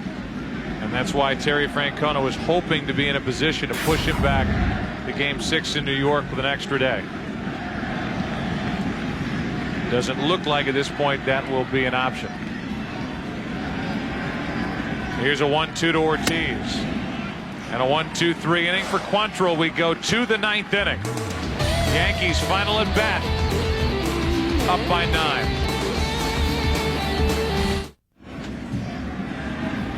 Top of the 9th inning. Heart of the order for the Yankees. That means Sheffield, Matsui, and Bernie Williams. A 17-8 Yankee lead.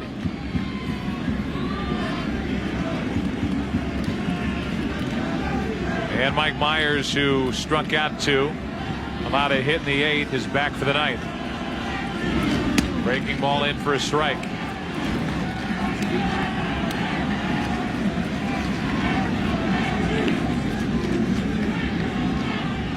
Yankee fans are rubbing it in, and that's a recipe for trouble here at Fenway Park. A base hit up the middle off the bat of Sheffield. He is unconscious. He is 4 for his last 4. He's 4 for 5 on the night. He's hit a 3-run home run, and that is tonight's play of the game. It's brought to you by Sharp Aquos Liquid Crystal Television. There's always more to see. And that one got up into the new seats on top of the Green Monster. Made it 9-6. The Yankees rolled from that point on. Pinch runner will come in for Sheffield. What a night for Gary Sheffield. Bubba Crosby is off the bench to do the running.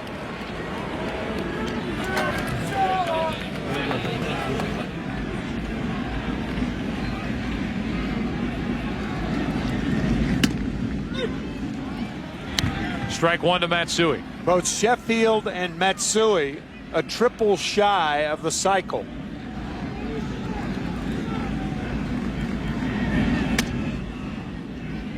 Matsui drove in the first run of this ALCS.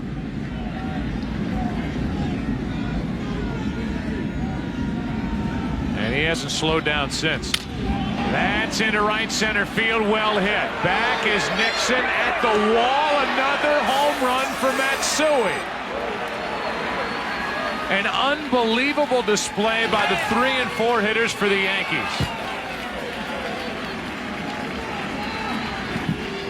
Matsui with a pair of home runs, a pair of doubles, plus an RBI single. And you cannot get any hotter than Sheffield and Matsui. What a combination against this Red Sox pitching. My gosh. Just staggering. His last 2 hits have been off lefties, Embry and now Myers. A ball outside to Bernie Williams. Hitting this ball a ton to right center field. Oof.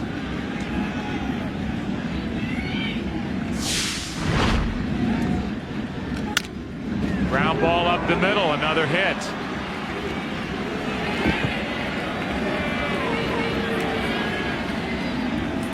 And now Myers has got that look on his face, and with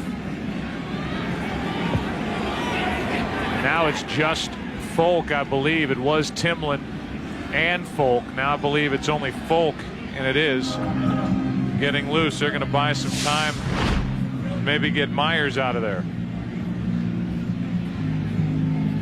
As soon as they put 20 hits up, this is not time-lapse photography. This is just moments ago. Put another one up. 21 on the board for the Yankees.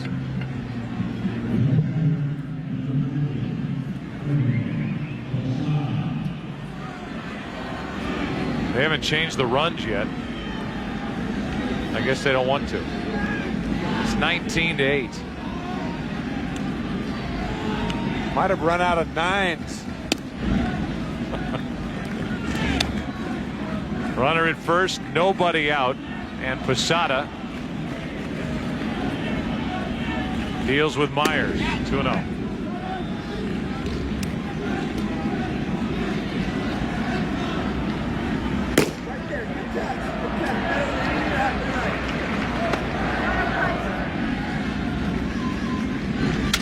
Line drive, base hit into right center field.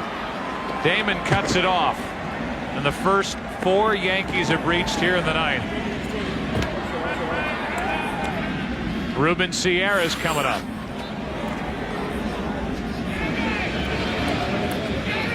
There you go. Today on Fox, NLCS Game 4, St. Louis at Houston, 4 Eastern. Later this afternoon, ALCS Game 4 here at 7:30.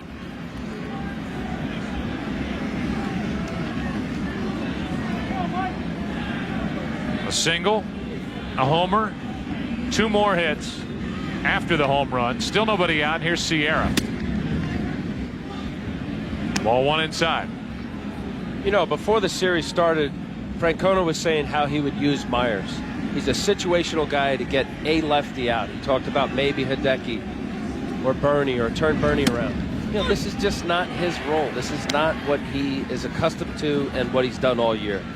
He's really a sacrificial lamb right now. He went through a scoreless 8, but they ran Myers back out there for the 9th. Obviously the score, the game is out of reach. But Myers is just trying to do all he can to avoid further trouble. That ball was a few feet foul down around pesky pole down the right field side. Almost left the park for a 3-run homer. Yeah, the Red Sox pitching over a period of 5 days has gone from more than formidable to desperate.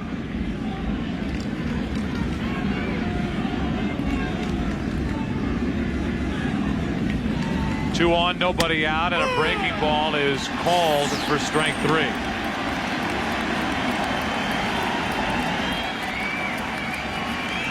Hideki Matsui on Tuesday night. 2 weeks weeks ago.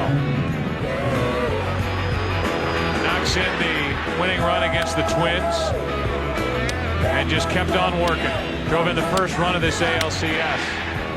And it's been one hit, one long ball, one double after another.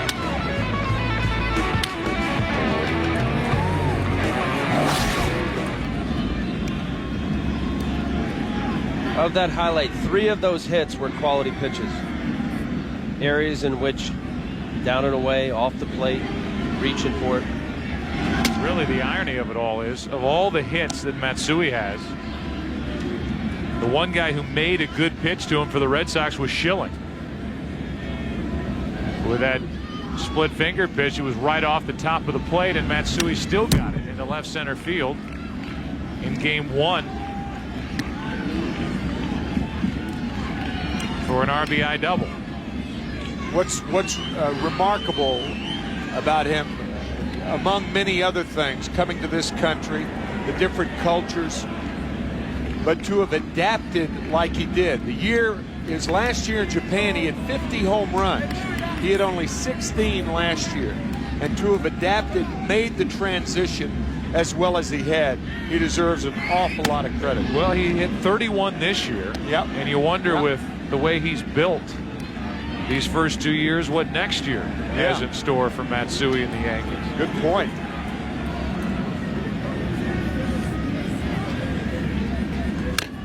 Tony Clark, it's still 2-2. And hitters gain an advantage the more they see pitchers.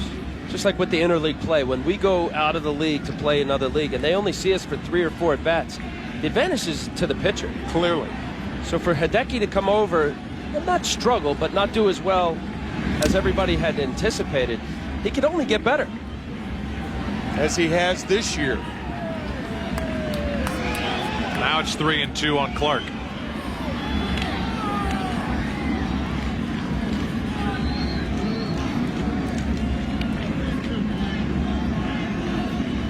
(19-8).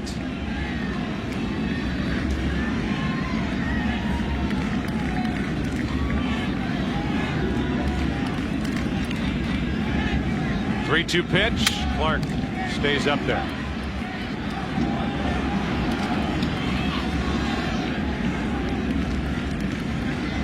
You see Tony swinging at that. I wouldn't be surprised if Ruben Sierra walked by him and said, "You better be swinging," because that pitch on Ruben was on the outside corner. And in a blowout game like this late, you better be swinging. As Clark continues to do, and it's still full. Franchise postseason record. I mean, you could just keep piling up these statistics. Go back to the 36 World Series for the record that the Yankees just broke here tonight. 18 runs against the Giants in 36, 19 tonight, and a chance for more. 2 on, only 1 out, 3 balls, 2 strikes. Clark rips it on a line, and the base running of Bernie Williams. Line drive double play. 5-4 as Miller threw to Bellhorn. Bottom of the 9th inning. Red Sox coming up. They trail it 19-8.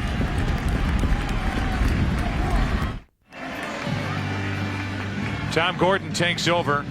Brown, Vasquez, who gave the Yankees 4 1/3 very important innings. Quantrill now Tom Gordon. And Mirabelli is first up for Boston with Nixon and Millar to follow.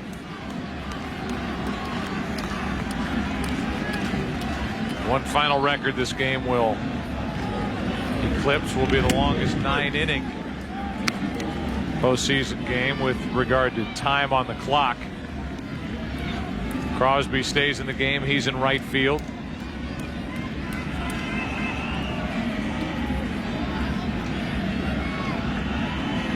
Quantrill's night is finished, and he pitched well. He did give up 2 singles, but went an inning and 2/3, struck out 2, walked nobody, no runs.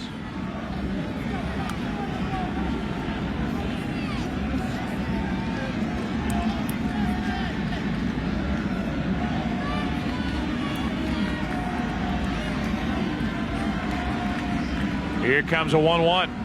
Mirabelli takes ball 2. Hard to believe that in a game where the Yankees starter Kevin Brown lasted only 2 innings, they will roll into Game 4 behind a guy like El Duque, Orlando Hernandez, who has been bothered by a tired shoulder pretty much with a rested bullpen. The exception being Vasquez, but I don't think that really upsets the situation for the Yankees. They will have Sturtz, Loaiza if they need a long guy, and Gordon, Quantrill, and Rivera all ready to go as Mirabelli pops it up, 1 out in the ninth. The producer of tonight's game, Pete Macheska. The director is Bill Webb. Our thanks to Steve Horn, our editorial consultant in the booth. The associate director, Kathy Hunt. Tape producer is Aaron Stoikov. Broadcast associate, Kevin Dresser. Chris Long is the feature producer. Technical producer is Dave Hill, and the technical director is Jonathan Evans. Jerry Steinberg is vice president of operations as Nixon takes the ball. That was the 400th pitch of the night, thrown there by Flash Gordon.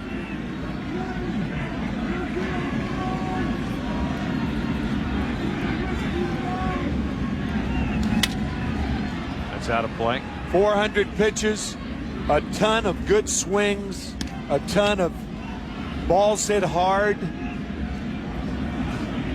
and a ton of trouble for the Red Sox.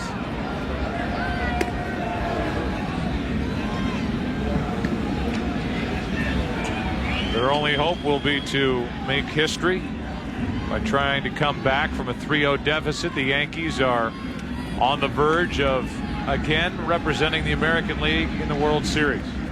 The 1-1 pitch, Nixon hits it foul. Just to finish the list, the studio show produced by Gary Lang and directed by Jeff Wynn.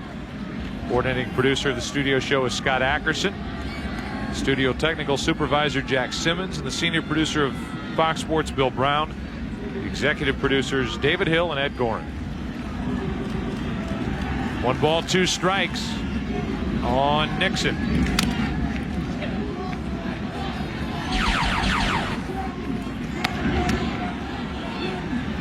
The NFL schedule tomorrow, and it's Game 4 of the NLCS, Game 4 of the ALCS here on Fox.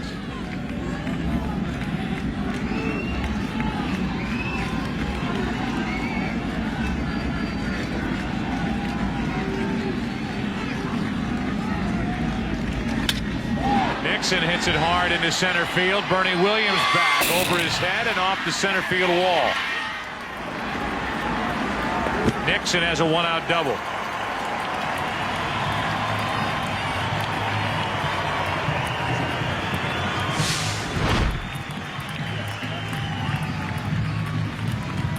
It's a fastball out over the plate. Outer half. Nixon got a great swing on that. Stayed on the ball. Nearly hit it out. Something left to cheer. It's a 1-out double, and Kevin Millar will step in. The winner tonight will be Vasquez, the loser Mendoza.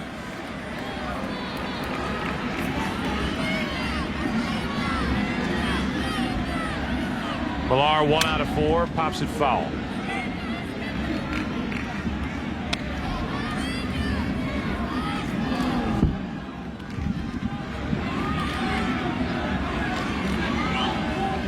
Millar, a double, a run scored, 1 for 4 this evening. There's an optimistic fan with a rally cap on.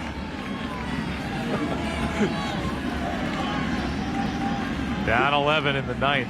The pinnacle of optimism. Here's an 0-1. That gets away, and over to third goes Nixon.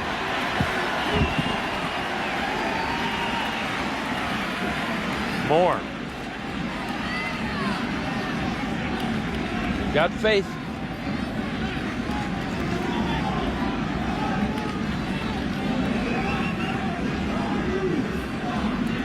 One ball, 1 strike on Millar. It's a wild pitch charged against Gordon.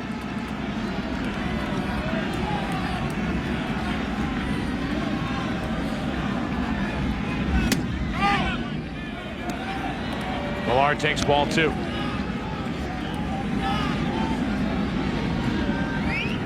this is pretty much the time of the night where anybody can yell anything in the crowd and it will be heard.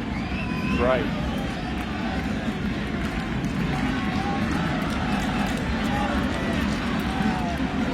The 2-1. 2-2. Good pitch from Gordon.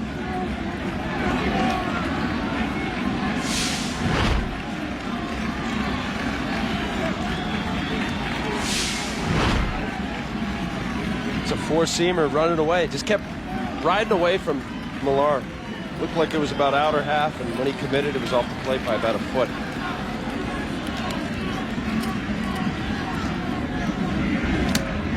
Millar strikes out, 2 out. And the Yankees are officially now 1 out away from a 3-0 lead, something that has been staring everyone in the face for about 2 hours. A 5-run 4th inning followed by a 2-run 5th inning, 4 more in the 7th. And the Yankees have pounded their way to a 3-0 lead in this ALCS. And the difference from a year ago when it took extra innings in Game 7 for the Yankees to dispose of the Red Sox. Now the Red Sox are going to have to come up with a rally that would go down as the best in their franchise history. 2-0 on Miller.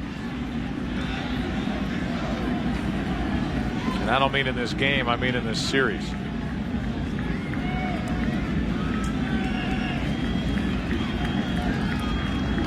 Here's a 2-0.